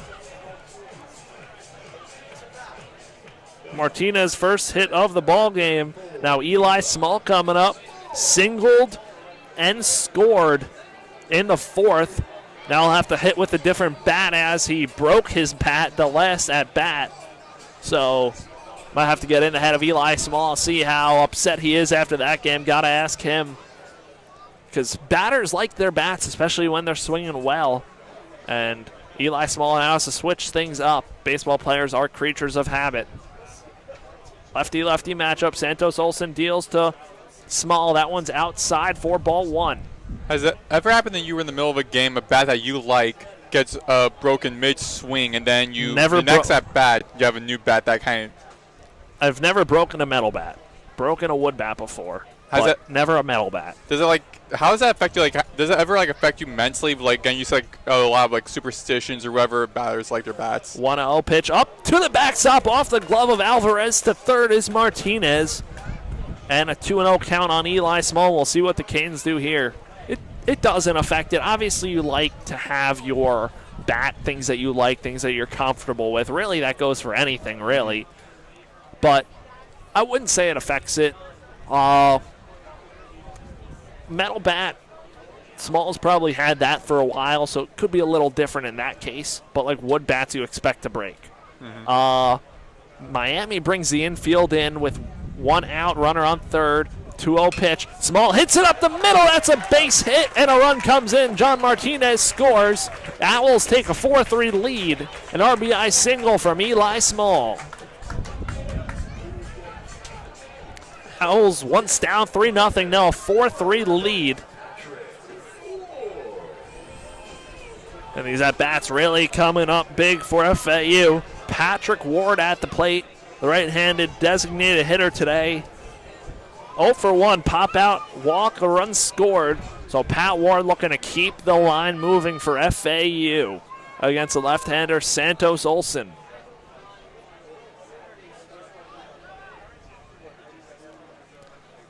Olson steps off, that chases Small back to first. Working from the stretch, got to be tough, got to be close over there at first with Small against the lefty. Lefties can hold on the runners very well as that breaking ball misses outside on Ward, a 1-0 count.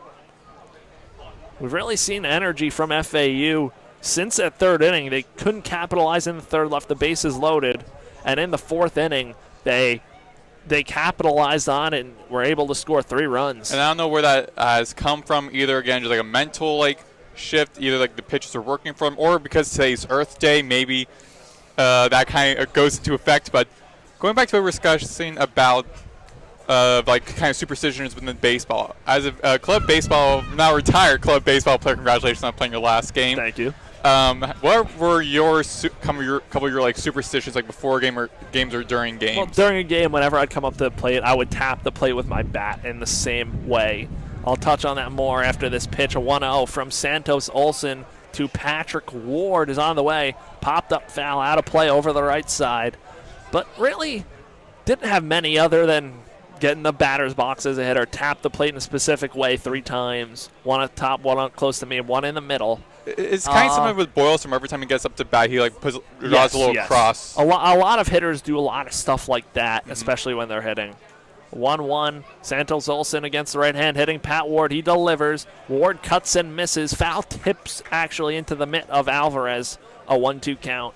Other than that, I mean, I'd like to eat a peanut butter and jelly sandwich before games. I've liked to do that in really a lot of sports.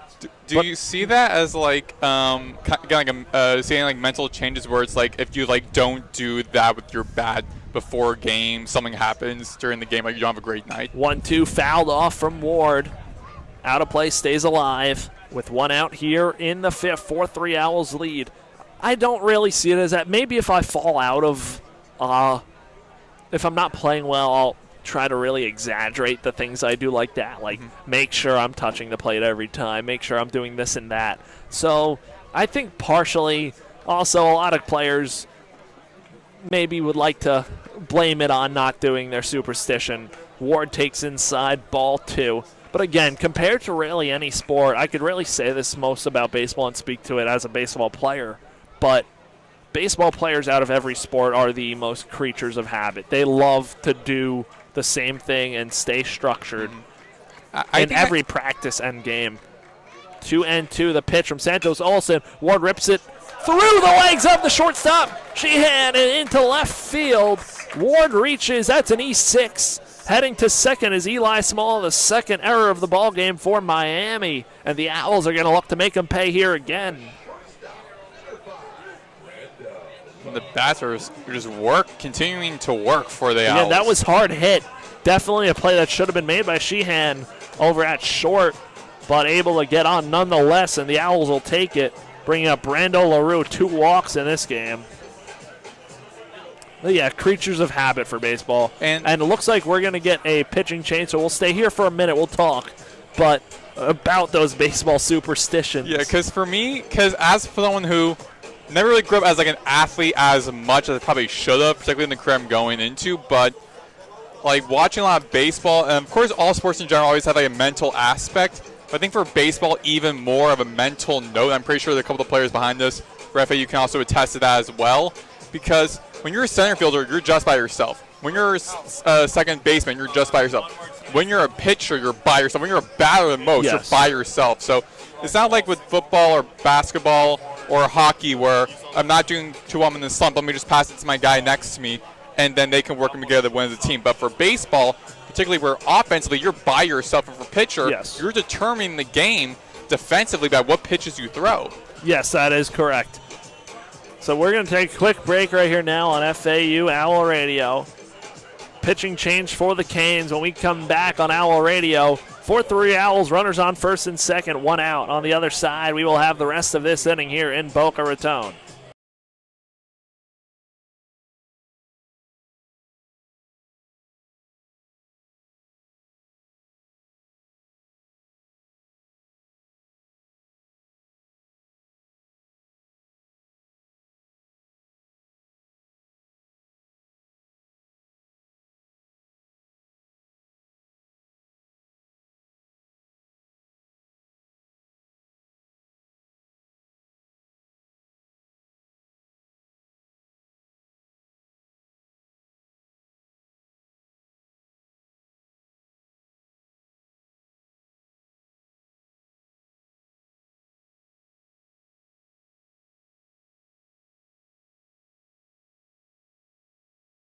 We are back here on FAU Owl Radio.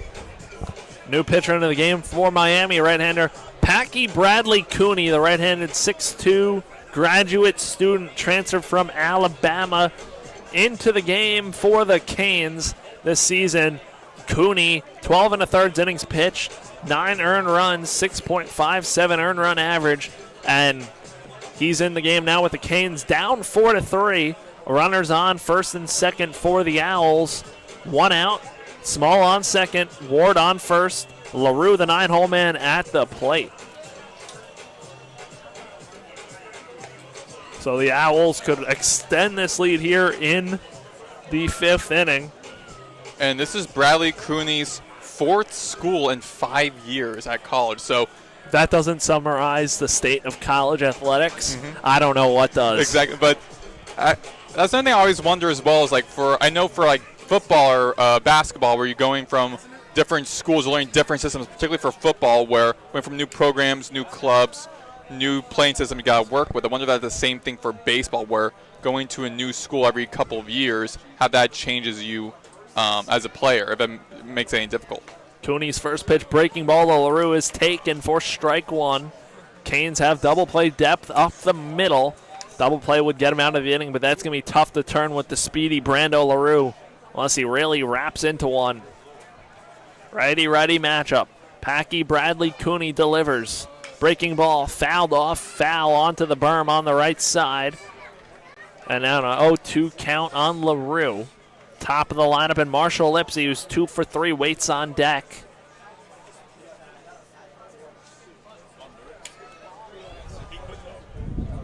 The Owls trying to extend this lead. We're down 3-0, up 4-3. Cooney's pitch cut on and missed on the breaking ball. LaRue chased outside for the strikeout. That's 2 outs now in the 5th. Turning it over to the top of the lineup now in Marshall Lipsy.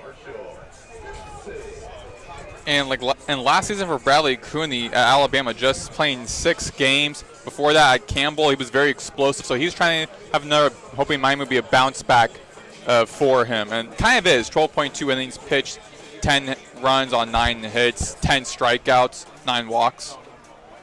So righty-lefty matchup, Cooney versus Lipsy. Lipsy again, 2 hits here tonight. Runner in scoring position for him here. Cooney's first pitch to Lipsy. Fastball on the inside corner for strike 1. Packy Bradley Cooney versus Marshall Lipsy. Tipping point in this game as the Owls look to add more. Cooney working from the stretch, deals the 0-1. Drops a breaking ball in there for strike 2. He's been in the zone on the 2 hitters he's faced so far. First LaRue, now Lipsy. Lipsy steps back into the box. Back foot on the back part of the box on the back line.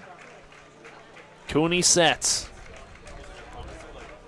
Fires away the 0-2 to Lipsy. Lipsy able to hold up in the dirt. Does not go around, a 1-2 count. Miami fans don't like it, but he clearly did not go around. He didn't. Even Brandon Henson, the third base coach, told the home plate umpire, Timothy Rosso, he didn't swing.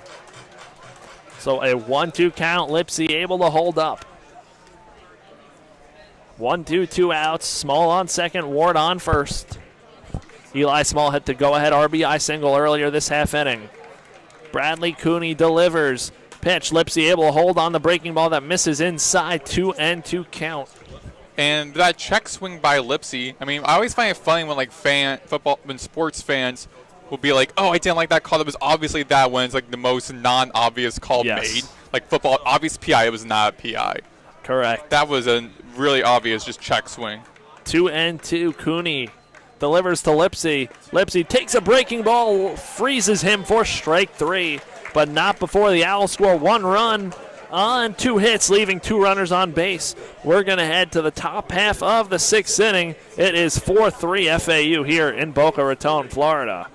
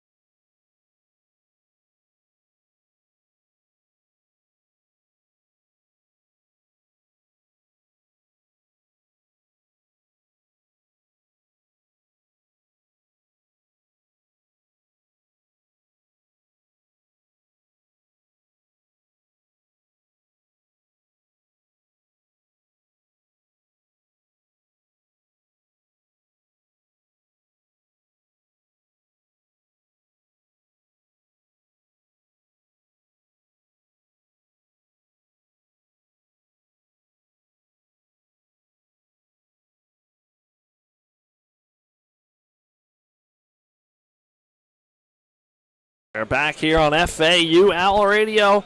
Top half of the 6th inning. Owls lead 4-3. Riley Whitmer in for FAU this year. Whitmer, 10 1/3 innings pitched, 9 walks, 5 Ks, 3.48 earned run average. Whitmer in the game. Got to keep an eye on his control here. Hopefully he can against 6, 7, 8 in the Miami lineup, starting with Alvarez, Sheehan, and Milano. Whitmer leads the team with 3.48 ERA.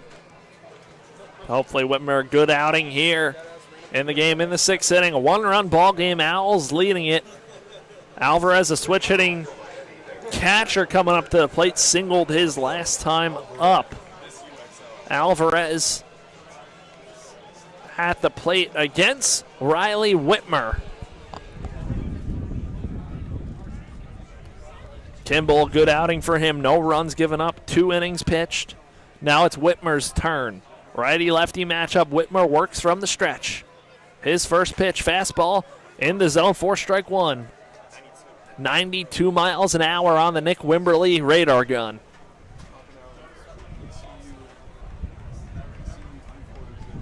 Oh, and 1. Whitmer delivers. Pitch off speed, misses down low, ball 1. Good pitch, just missed. And Alvarez's high school profile on the Athletics website says that he shows advanced bat speed and power potential from both sides of the play as a switch hitter, and we've seen that tonight. 1-1 chop to Romano. He fields it, throws across the diamond, long throw in time for the first out of the 6th inning. Romano able to stick with that one, tough hop, and retire Alvarez for the first out. Now with that brings up Vance Sheehan, the shortstop, 1 for 2, single and a fly out. Singled his last time up. Sheehan digs in from the right side against Whitmer. Romano playing on the edge of the grass at third. Eli Small playing even with the bag at first. Whitmer's pitch misses inside for ball 1 on Sheehan. The junior hitting .291, 1 hit tonight. 32 of them on the season. Whitmer wheels and deals. Paints the outside corner for strike 1. Fastball 1-1 count. Sheehan was a freshman. His freshman year with USC Upstate was a Big South Freshman of the Year and Big South All-Freshman team. Here's the 1-1. Pitch cut on and miss for strike 2, a 1-2 count. Romano able to back up with 2 strikes as well as Eli Small. Whole infield playing back. Outfield playing straight up as well against Sheehan. Here's Whitmer's 1-2. Pitch chopped to Martinez. Rangers to his right. Fields throws to first for the second out of the 6th inning. John Martinez with the range over at second. And now that'll bring up Milano, the third baseman. Hit a home run earlier in this game. Struck out looking in the 4th. Don't want to leave him a pitch, or else statistically speaking, he'll hit one out if he gets a hold of it, because 3 home runs in 4 hits. That one grounded out to Martinez. He fields, throws the first 1-2-3 inning for Riley Whitmer. Impressive for him. We're going to head to the bottom half of the 6th inning. Owls looking to tack on and add some insurance. 4-3 FAU lead.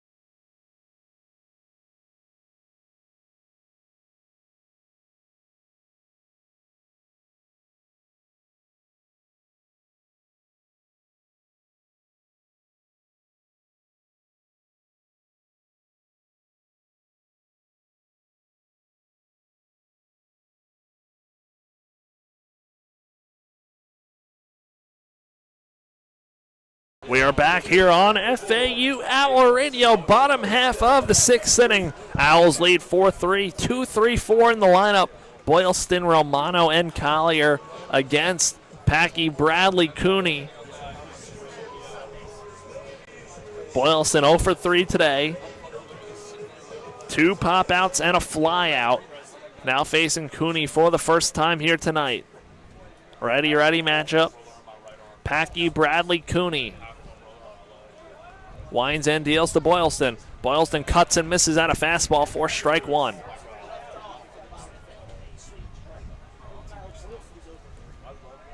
Boylston looking to get something started for FA. Work the lead off, which he's done this season. Breaking ball in there for strike 2 now in an 0-2 hole. I remember asking you this question in the past, but so as a batter facing a new pitcher for the first time in the game, how different is that? Is that more challenging or not so challenging? It's always a challenge because once you see the same guy who you familiarize yourself with, that always helps. 0-2, Boylston foul tips it into the mitt of Alvarez for strike 3. He's down for the 4th time tonight. But back to that, Maddox. the familiarity is always nice, but I'll give an example here and connect it to FAU. If you face a guy like James Lippman, and then you face Braden Gilson, who's the low sidewinder, it's going to throw you off as a hitter because you're seeing different arm angles, different speeds, and that stuff. So that definitely will make a hitter less comfortable. As Nick Romano comes up to the plate, 2 hit-by pitchers and a single, 1-for-1 today.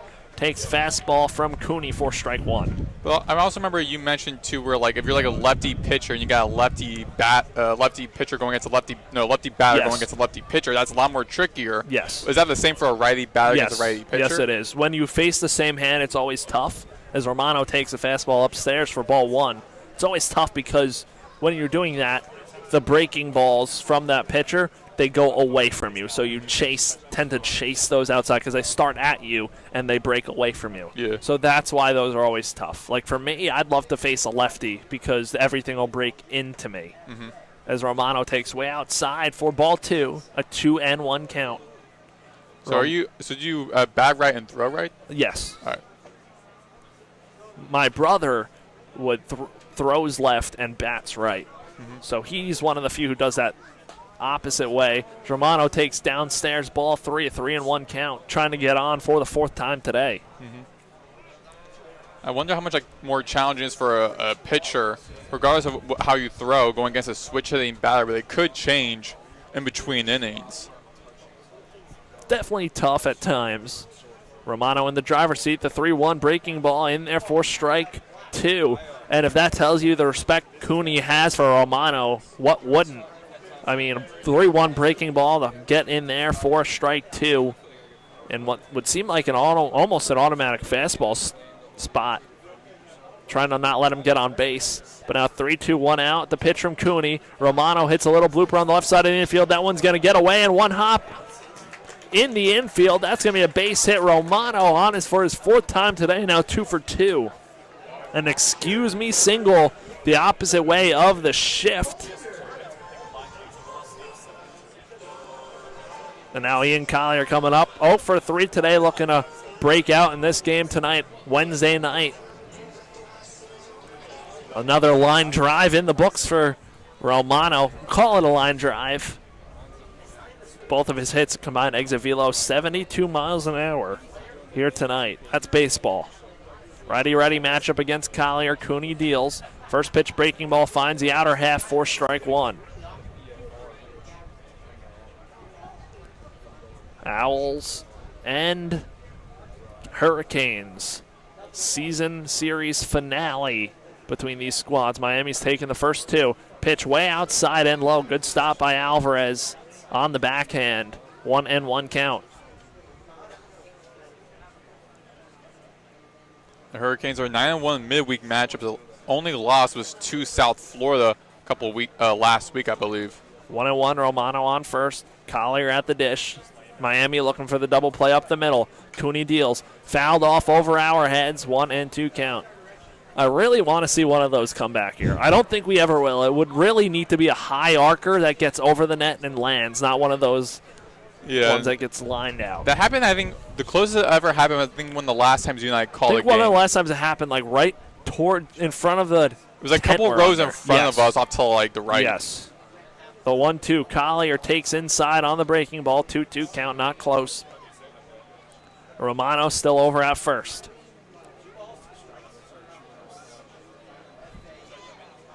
Completely dark here in Boca. 8:38 p.m. Eastern Standard Time. Here's the pitch from Cooney to Collier. Down low, ball 3. Collier spits on that one. Owls 4 runs on 7 hits. Miami 3 runs, 6 hits. 2 big errors for the Canes. Now looking to get on here. 3-2, a pitch away from getting on for Collier. Packy Bradley Cooney delivers. Pitch inside on the hands of Collier for ball 4. That'll set up runners on first and second with 1 out for Michael Peraza.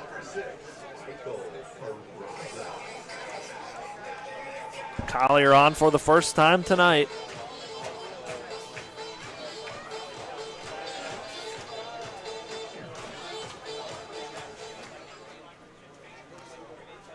Righty-lefty matchup. Peraza today 0 for 2, walking or unscored. Double play depth up the middle for Miami. The pitch from Cooney. Fastball finds his own, 4-strike one and 0-1 count.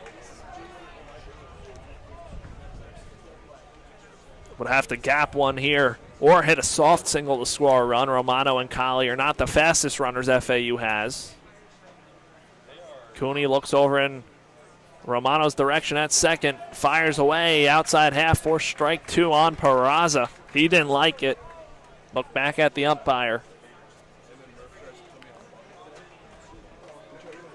0-2. Bradley Cooney in a jam. His pitch. Peraza chases upstairs for strike 3. Second strikeout of the inning for Cooney, and there's 2 gone for Miami. Now John Martinez up for FAU. Martinez doubled and scored his last time up. Was his first hit of the night. He's 1 for 3.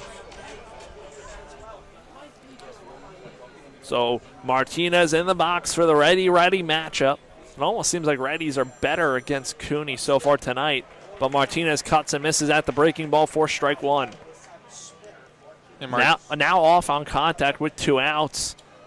Should be able to get a run in if Martinez can deliver. 0-1 count. Packy Bradley Cooney wheels and deals the pitch. Martinez takes a breaking ball down the middle, 4-strike 2.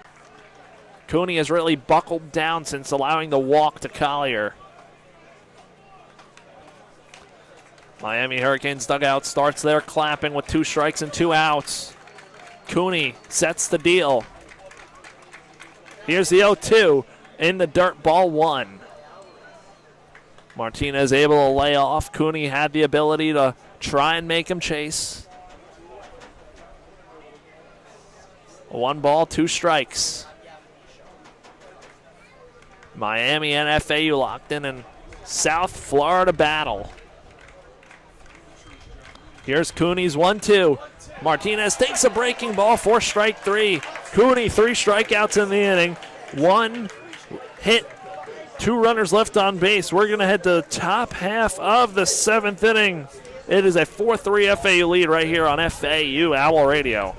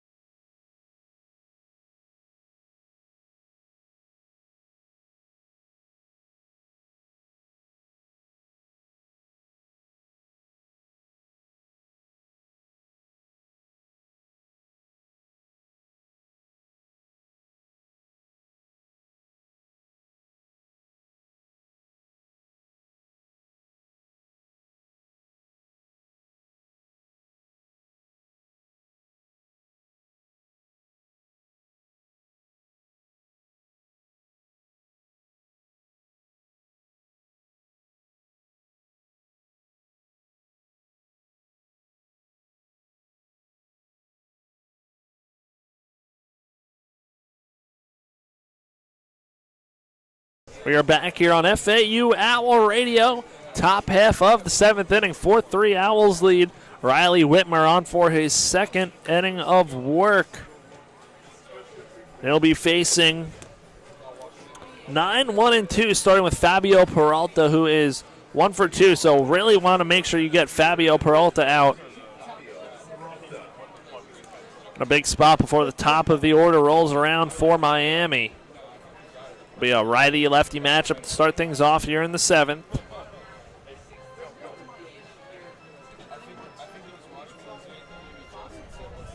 Fabio Peralta digs in. Whitmer ready to roll. He kick steals. Fastball in there, strike 1. Whitmer, one of those guys that you'd love to see get some run if he can get into a groove for FAU. 0-1 count, ahead on Peralta. Peralta squares, bunts, foul. 0-2 count to the backstop. And Whitmer had a great start when he came in the bottom of the top of the last inning, going through the first 3 batters he's faced. Now he's got a couple of challenges with Peralta again, 306 batter, but then the top 2 in the batting order, a couple of good hitters that have been having a slump tonight, Ogden and Galvin. So see what he can do here. Ahead of your 0-2 pitch, sails away, and a 1-2 count. Double barrel action down in the Miami bullpen.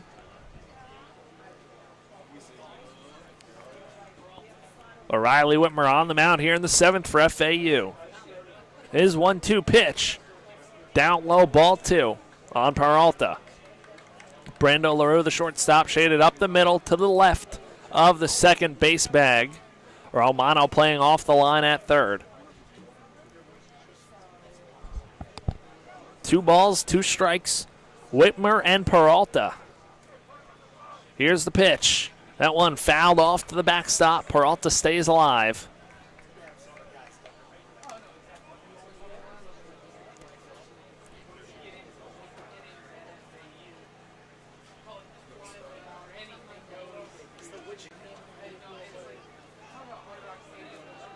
Two-two. Whitmer long set on the mound. Working from the stretch. Nobody on.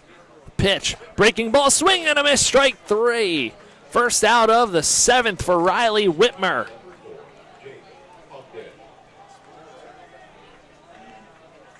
Good-looking pitch from Whitmer.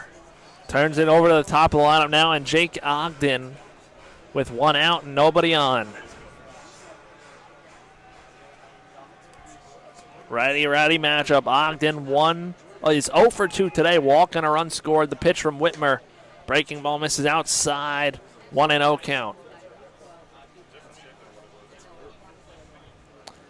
Romano playing on the edge of the grass. Eli Small even with the bag at first. LaRue and Martinez both playing back. That one fouled off to the backstop. 1-1 count. Got a few radar guns out there above the exit behind home plate. 1-1 count, 1 out. Whitmer deals. Low 4 ball 2.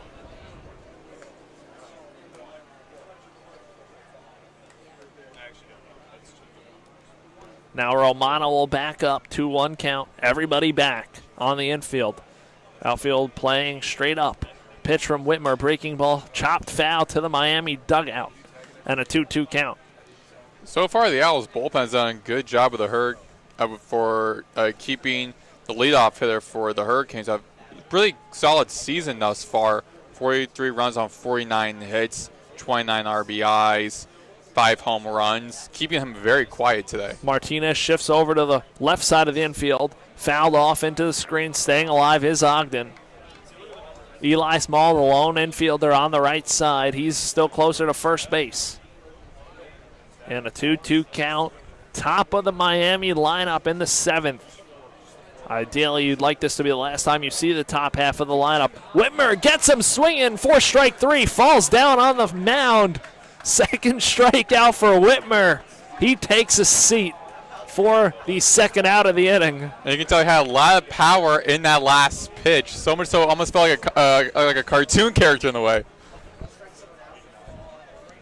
Well, I tell Ogden to take a seat, but Whitmer took a seat there for him. 89 miles per hour on that pitch as well.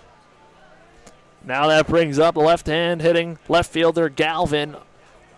0 for 3 today. Whitmer's first pitch. Breaking ball, 4 strike 1, 0-1 count.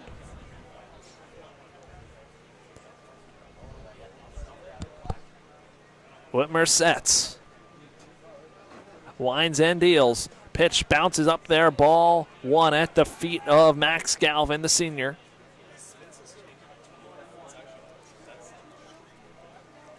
So 1-1 count. Whitmer delivers. Breaking ball fouled off over the Miami dugout and towards the parking lot. Pitch away from getting out of this inning.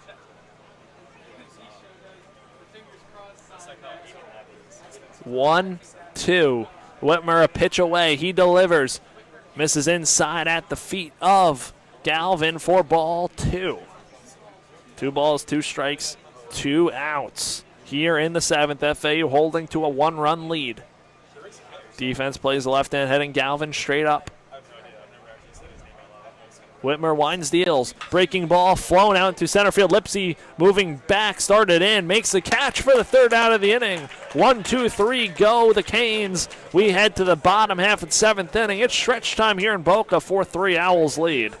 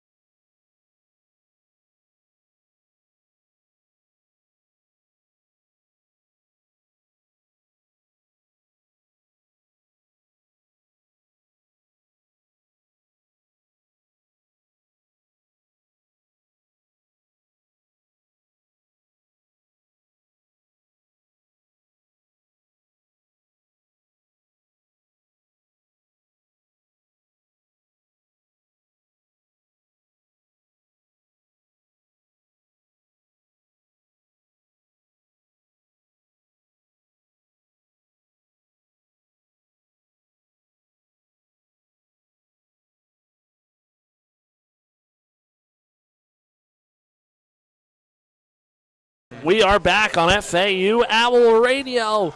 Bottom half of the 7th inning. 4-3 Owls lead. It is 7-8-9. Eli Small, Pat Ward, Brando LaRue against Packy Bradley Cooney, giving Miami some good length out of the bullpen. The 3rd pitcher for Miami.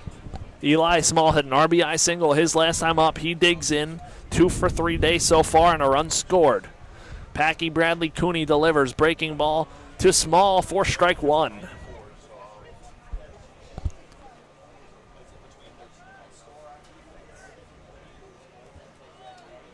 Righty-lefty matchup. Nobody down the line on the third base side. Pitch from Cooney in there for strike 2. Milano way off the line at third. First baseman West hugging the line over at first. And Sheehan at short, shaded up the middle. Cooney winds in, deals the 0-2. Way upstairs, ball 1. Easy take for Eli Small.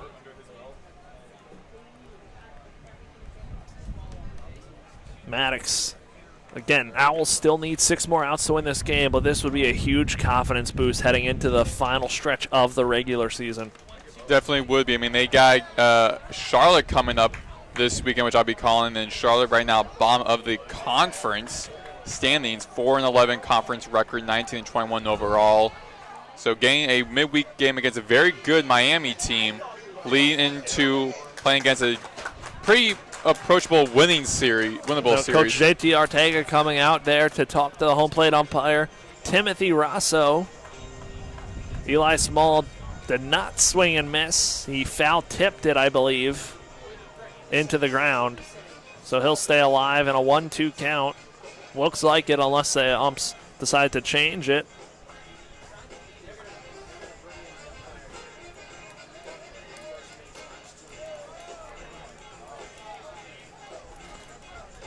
And umpires talking about this now.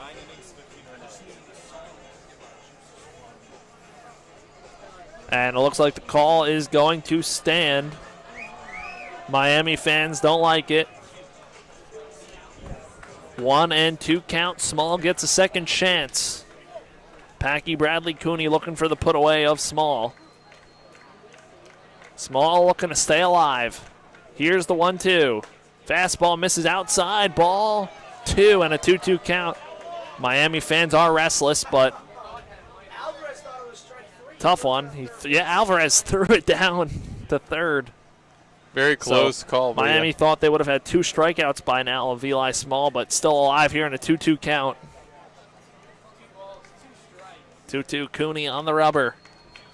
He winds and deals the pitch. Breaking ball misses outside, breaks around the plate, 3-2 count. Good plate discipline from Eli Small. Looking to work on here, play leadoff for the Owls in the 7th. 4-3 FAU lead. Cooney's pitch fouled off to the backstop. Small stays alive. Hitting .269 this year, 21 hits and 78 at-bats. Eli Small. Got an RBI single last time up. That scored John Martinez. Just trying to set the table and work around at the top of the lineup that's getting closer. Cooney's full count pitch. Small spoils another. Out of play. Staying alive.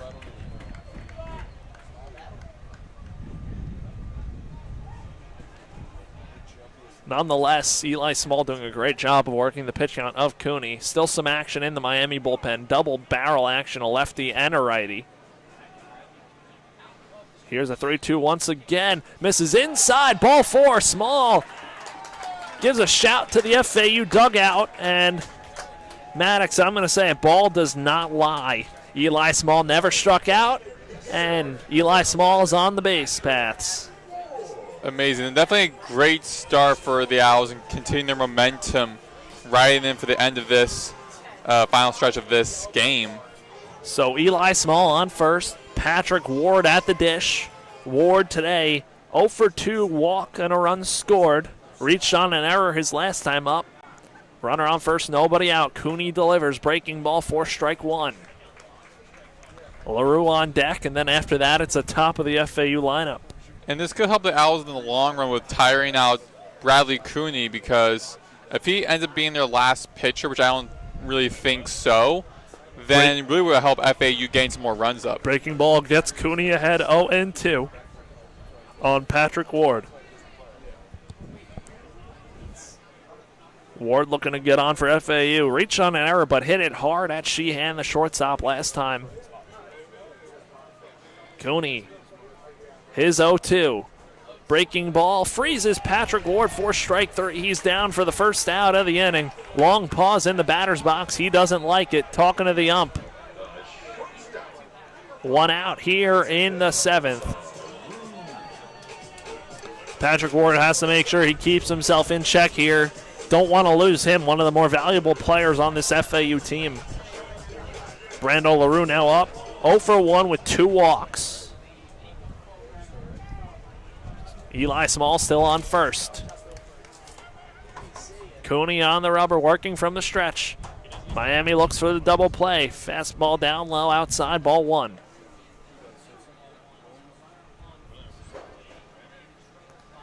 One and 0 count. Cooney kicks and deals a 1-0.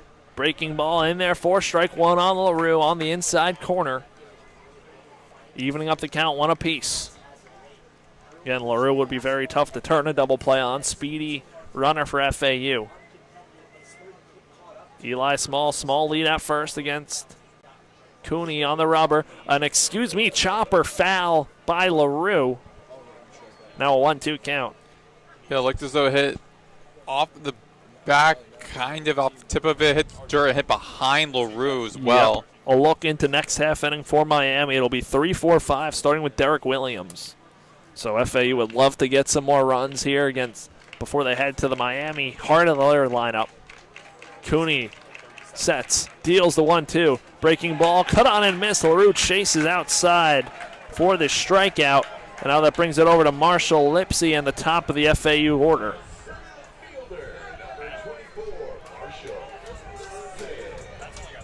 So Lipsy coming up to the plate. He is 2 for 4 today, 2 singles. Reached 3 times, reached on an error, and struck out looking his last time up.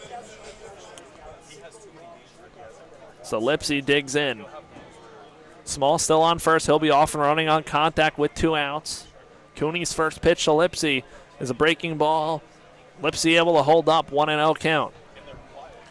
Yeah, it's important for FAU to try to get some more distance between themselves and the Hurricanes, particularly, again, as you said, the next inning will be the heart of the Hurricanes lineup. But, I mean, FAU so far defensively has kept Hurricanes from reaching. Lipsy lines that one into left field. Ranging back is Galvin to make the catch to end the inning. No runs, no hits, 1 man left on base.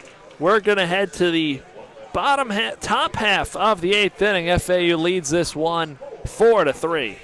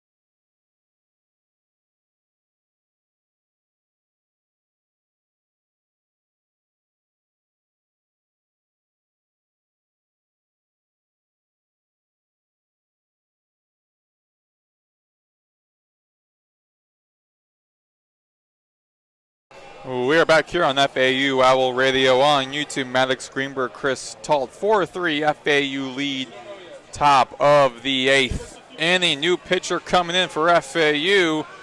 It is the senior righty, Tyler Murphy from Palm City, Florida. The team leader in runs and hit by pitches. Stepping up to the mound now stepping up to the batter's box is Derek Williams, one of our explosive players on this Hurricane team. Has been pretty quiet. Hits it over to the first base foul line. That flies over into the berm up to the right side. That'll be a foul one, strike one for Williams. His first at-bat against Tyler Murphy in this inning. Last couple at-bats for Williams. First at-bat was a RBI single, then was grounded out, and then a walk, his most recent at-bat. 0 for 1 tonight, a 401 hitter.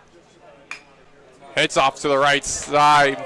Check out left side into the third base bag. Runs into the third base umpire, Brandon Henson. And I'll deem Williams safe at first.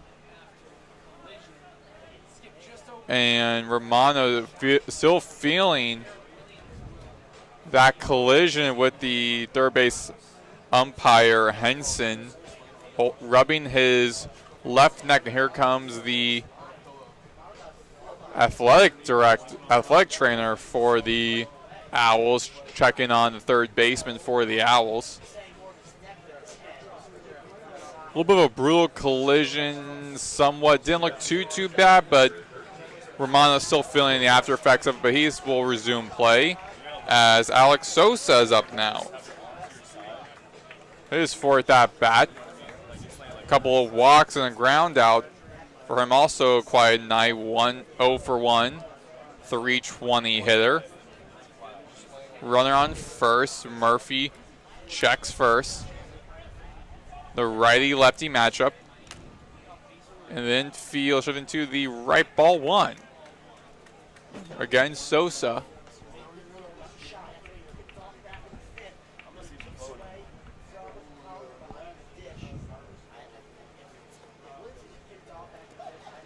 Would love a double play right here. Sosa, double play candidate. Sosa hits off to the left side. That flies past the press box. Foul ball. It's a 1-1 count on Sosa, the junior designated hitter from Boca, Florida. It's got Williams at first. Murphy turns to check on first. In the stretch, wheels and deals. Hit over to the right field at the feet of Boylston. And that will be a 2 RBI single that will send Williams to third.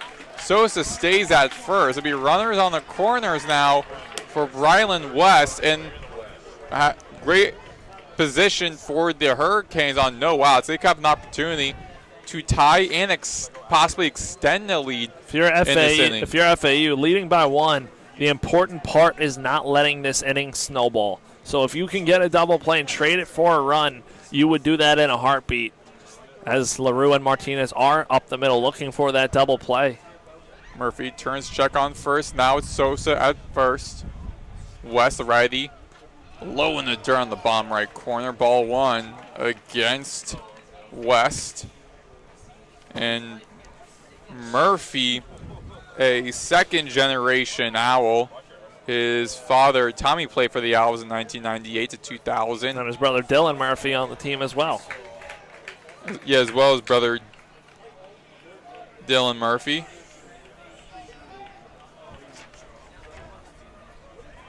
Who is a sophomore catcher for the Owls. 2-0 count. West, the righty, and a 3-0 count as the Hurricanes bolt dugout. Loving that. It's got runners on the corners, no outs. Top of the 8th. Hurricanes down 1 run for the 3 Owls lead. Runners on the corners. Upstairs. And be ruled inside, be a strike 1, 3-1 count. And Murphy keeps West waiting a little longer. West, a 2-3 hitter. Big swing and a miss. Now it's a full count. First at bat was a double. Second at bat was a single. His last at bat was a ground out from third to first. Kicks and chops a past Murphy in the right side of the infield. That will take out West, but puts Williams at home plate, and the Hurricanes tie things up for the second time today. That's exactly what I did say, though. Take the double play for the out. Don't let an inning snowball. And obviously you don't want to give up a run, but you'll trade that for the double play and not let the game get out of hand. As we saw last time Miami played here, they scored a lot of runs in an ugly inning. And double plays are what you love as a pitcher. And so with a double play, now it's 2 outs on the last out for the Hurricanes. No one on base. A tied game 4 apiece with Alonzo Alvarez, a catcher for the Owls. Now bat the switch hitting righty, his 4th appearance. 1-1 count now. He had a pop out, a single, and a ground out. Hits it over to left field, shallow left field, caught by Brando LaRue. And in the vicinity was also Romano and Peraza trying to get for the ball. So the Hurricanes get a run up, 1 run on 2 hits. Is a 4, not a 4 apiece as we head to the bottom of the 8th inning. You're listening to FAU Owl Radio on YouTube.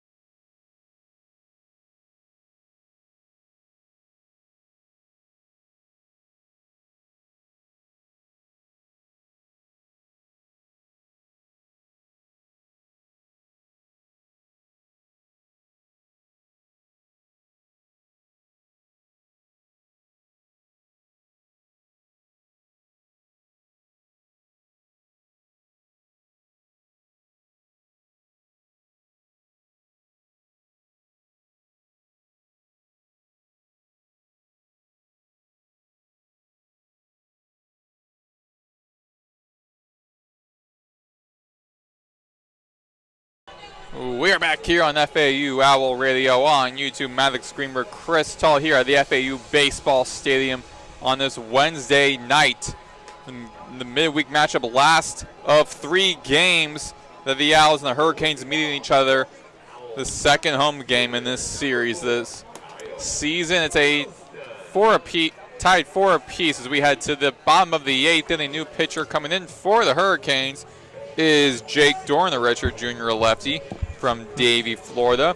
In the second year with the Hurricanes, spent his sophomore year at Lake Sumter State. His 22nd appearance, tied 11th in the nation, and he leads the team in appearances. We the lefty versus the righty is Kyle Boylston up to bat for the 5th time. Love to get Boylston on here, put some speed on the bases. And be upstairs for a ball 1. He is quiet night, 0 for 4.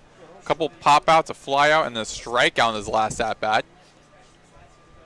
Upstairs again, 2-0 count for Boylston. Here in the bottom of the 8th inning. 4 apiece out. Hurricanes tied things up at the top of this inning. Dorn almost hitting Boylston, has to move out the way a bit. 3-0 count. Automatic take here for Boylston. Hasn't seen a strike yet from Dorn. Got to take until you see one with a new pitcher in the game. On deck is Nick Romano, who's been on fire, the hottest hitter on this Owls team. And out inside for strike 1. 3-1 count for Boylston. The 2-sport athlete here at FAU, also playing with the football team.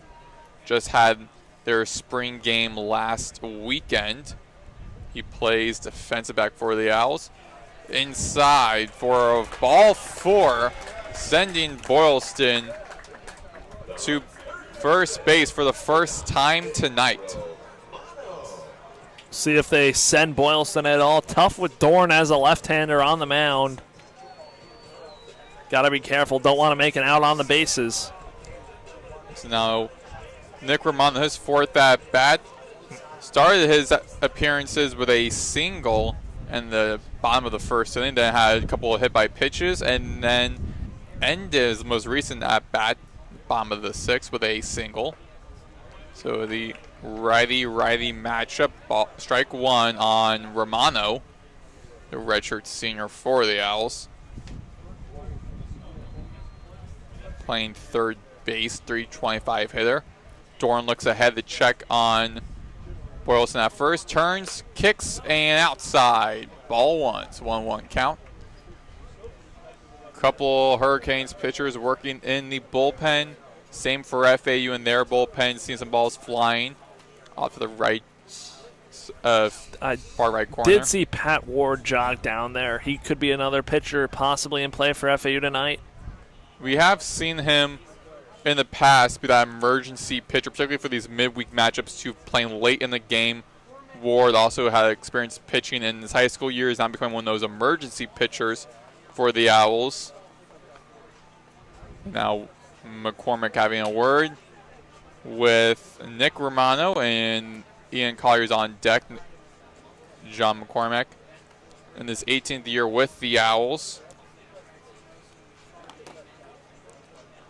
1 apiece, which was a 1-1 count for Romano as he steps back into the right batter's box on with a runner on first with Boylston. No outs. Bottom of the 8th, tied 4 apiece. Jake Dorn on the hill. Looks ahead at Boylston at first. Turns, fires. Tip foul. Flying to the right side, almost hitting the crowd. If it wasn't for that netting. Strike. Foul 1, strike 2. 1-2 count for Romano.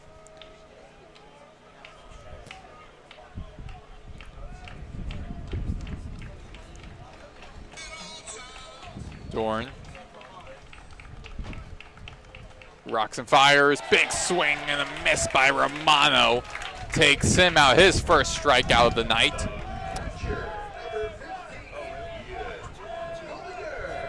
That'll be Ian Collier, one of the best hitters on his Owls team entering this series. However, Very quiet night. Great job by the Hurricanes bullpen. With a ground out, fly out, a strikeout, and a ball and a walk. So it was all over the place. So again, with 1 out, runner on first, Boylston. Pitch by Dorn is a strike 1 on Collier. Here at the bottom of the 8th, tied 4 apiece.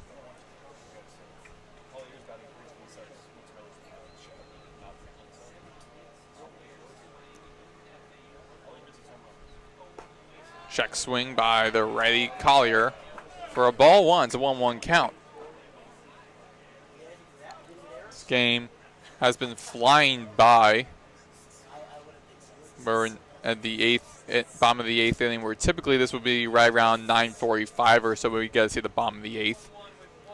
But this time it's near 9:20, and it's bottom of the 8th, and it's a 2-1 count for Collier, the senior catcher for the Owls.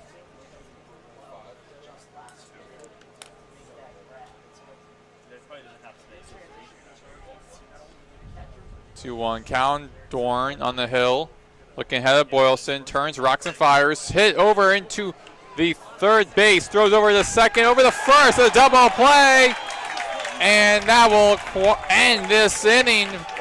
With the Owls go scoreless for the third straight time, as we head to the top of the 9th inning with Van Shahan, Gabriel Milano, and Fabio Peralta up next for the Hurricanes at the top of the 9th. When we return with it, where it's not at 4 apiece, you're listening to FAU Owl Radio on YouTube.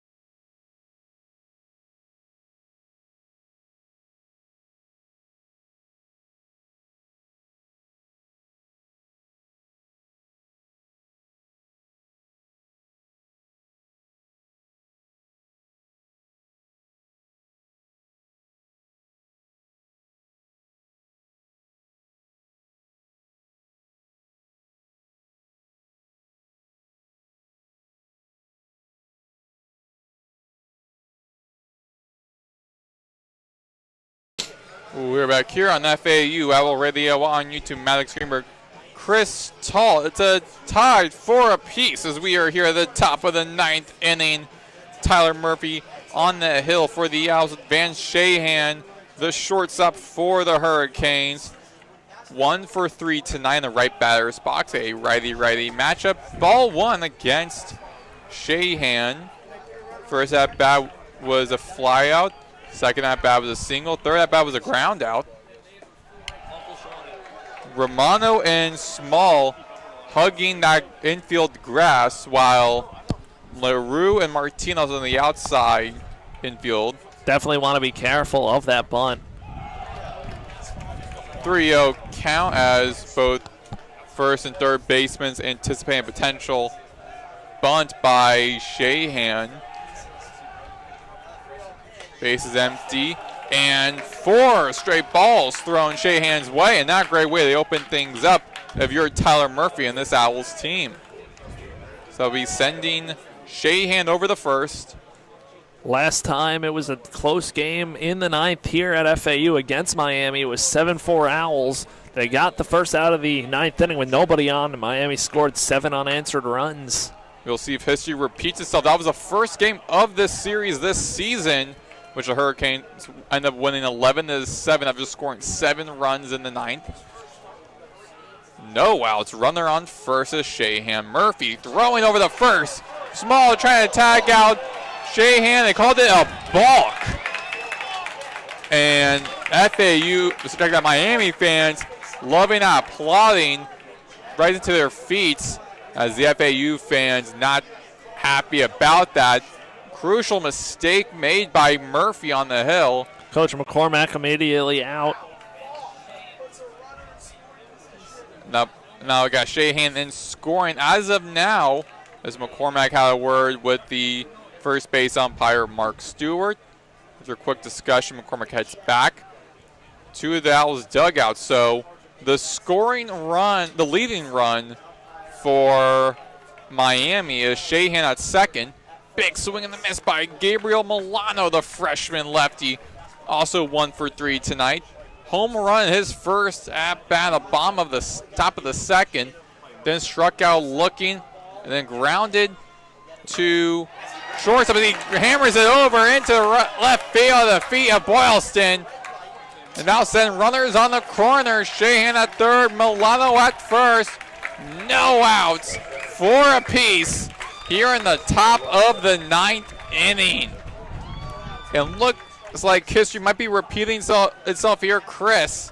And John McCormack going to be making a pitching change. He has seen enough from Tyler Murphy. So 4 apiece, no outs, runners on the corners. And FAU be making a pitching change when we return. You're listening to FAU Owl Radio on YouTube.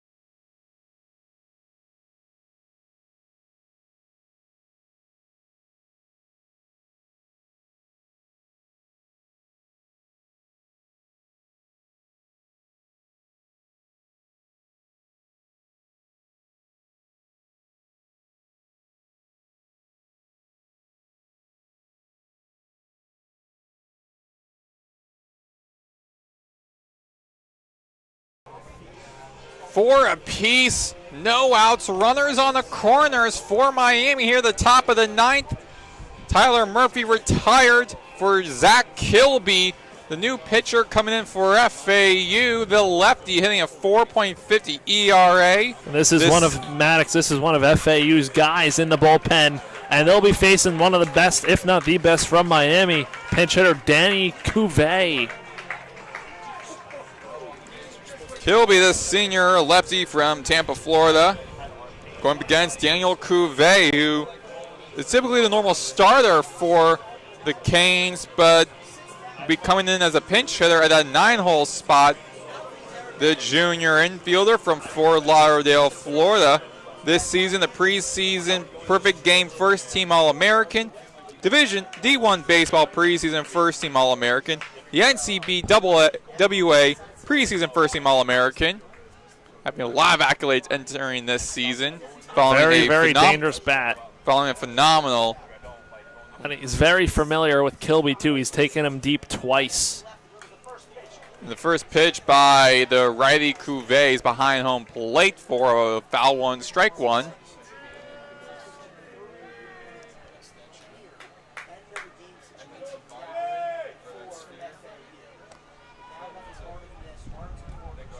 Kilby rocks and fires in the zone. Just below it. Ball 1, 1-1 count.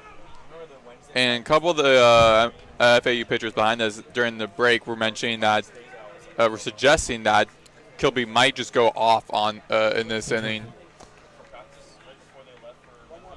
And big swing and a miss by Cuvée, who's hitting .307 entering tonight. 12 home runs, 45 runs batted in.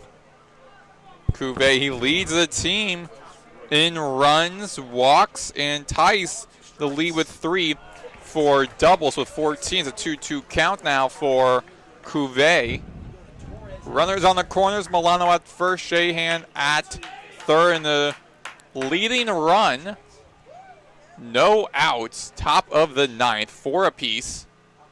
Big swing and a miss by Cuvée right there, and that'll strike him out. Cuvé's first at bat doesn't go his way, and he'll be struck out swinging as we get back to the top of the bat in order for the Hurricanes for the 5th time. And it will be Jake Ogden. Ogden 0 for 3, walking a run scored tonight. Kilby on the hill, winds up, square in the bunt is Ogden. He hustles his way over the first. Kilby, as soon as he grabs the ball, Shahan makes it home to score the run to put the Hurricanes up for the first time since the top of the 2nd inning. So we got Milano at second in the scoring slot, Ogden at first for Max Galvin, the lefty hitter. 1 out. Gotta stop the bleeding right here. Don't want to allow a crooked number. Keep it at 1. Kilby on the hill. Turns to his left, check on second, rocks and fires. Slammed over into Martinez's hands and records the double play as he throws over to LaRue to Small. Take out both Ogden and Milano, and they do just that. They keep it within 1 as we head to the bottom of the 9th inning. Hurricanes are up 5-4, and it will be Peraza, Martinez, and Small's turn to try to put the Owls in the lead and get the victory. You're listening to FAU Owl Radio on YouTube.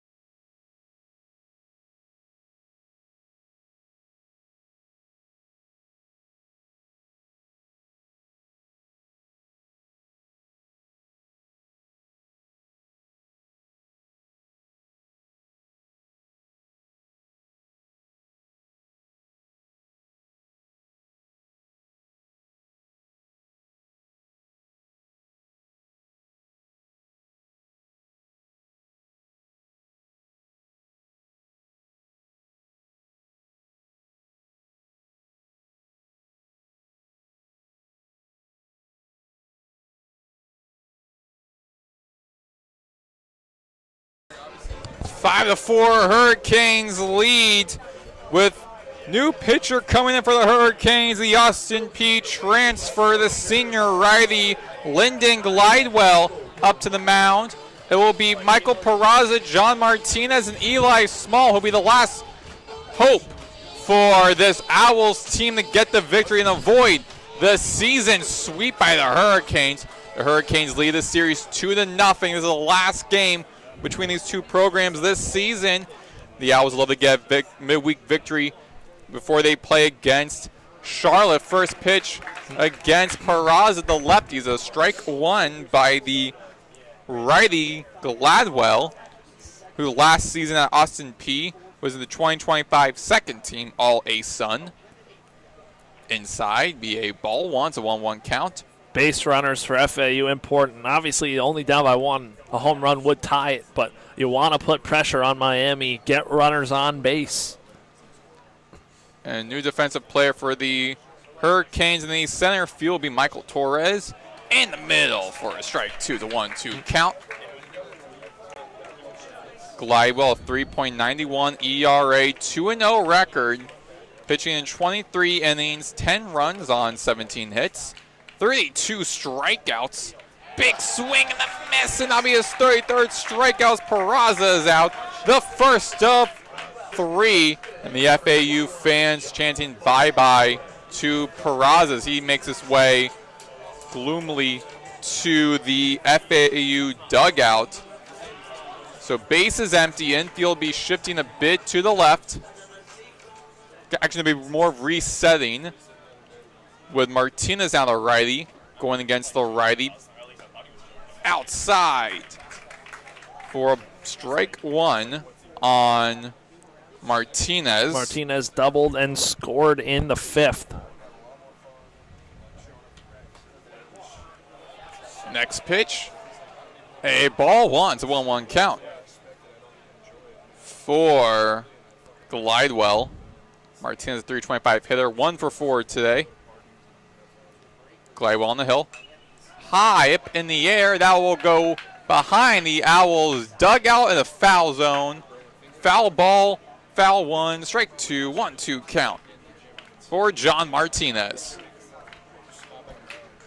Martinez grounded out, fly out, double and strikeout looking, and big swing and a miss by Martinez, and he takes him out, and that'll be up to Eli Small, the second best hitter on this Owls team up. He is the last line of defense for the Owls, their last sign of hope if they want to tie or keep themselves alive and win this game. It is all up to Small. It is all up to the sophomore from Elkhorn, Nebraska, the Kentucky transfer. Big swing and a miss by Small there for a strike one. 5-4 Hurricanes lead, no out, 2 outs, base is empty. Small, the lone batter, the last line of defense. You got fly out, double, 2 singles and walked. Low, be a ball one, 1-1 count. Gotta get on any way you can if you're Eli Small. Owls down to their last out. The Hurricanes can taste victory. Low in the dirt, 2-1 count, and some signs of hope for Small. The Owls came back after being down 3-0, got 4 straight runs in the bottom of the 4th and 5th inning, the lead 4-3 all the way up till the top of the 8th, and with the Hurricanes tied things up and then got the lead at the top of this inning. Deuces wild. Infield now shifting drastically over to the right. Fans standing up and clapping, all the Hurricanes fans here. Hit by Small up in the air. That will be catchable. Over to right field, and Derek Williams makes the catch in front of the right field warning track, and the Owls lose this game after getting the lead 4-3. The Hurricanes come back and get the series sweep 5-4 at Miami over FAU, and definitely an exciting series finale between these two programs. Next game. Tough one for FAU. Yeah, next. Again, obviously this is a game you want to get, but again, when you look at the landscape of things, the conference games are what matters. That's what's going to get FAU into the end of May and so forth. So obviously tough loss here, but massive weekend series to really put distance between themselves and the cut line in the American Conference if they can handle business, which they've done the last 2 weekends. And a 5-4 loss competed. So it was right there against a very good team. So got to take some positives out of it. Bullpen was very good tonight. FAU gave up 3 runs in the first 2 innings, and they only gave up 2 runs the rest of the game to a very, very good offensive team. The Owls move to now 19-21. The Hurricanes improve to 30-11. The Owls now are riding a 2-game losing streak as they head over this weekend. And a favorable matchup this weekend against Charlotte, a team that's struggling, team that they should go out and beat. So got to look up to that one, put distance between them and the cut line, and in a tight conference standing, if they go out there, win 3 games, standings could flip, and FAU could be in the top half. And the final score, 5-4. Hurricanes come back to get the victory here in Boca. They sweep this series in 3 games. You have been listening to FAU Owl Radio on YouTube. For Chris Talt, I'm Maddox Greenberg. Have a great night, everybody.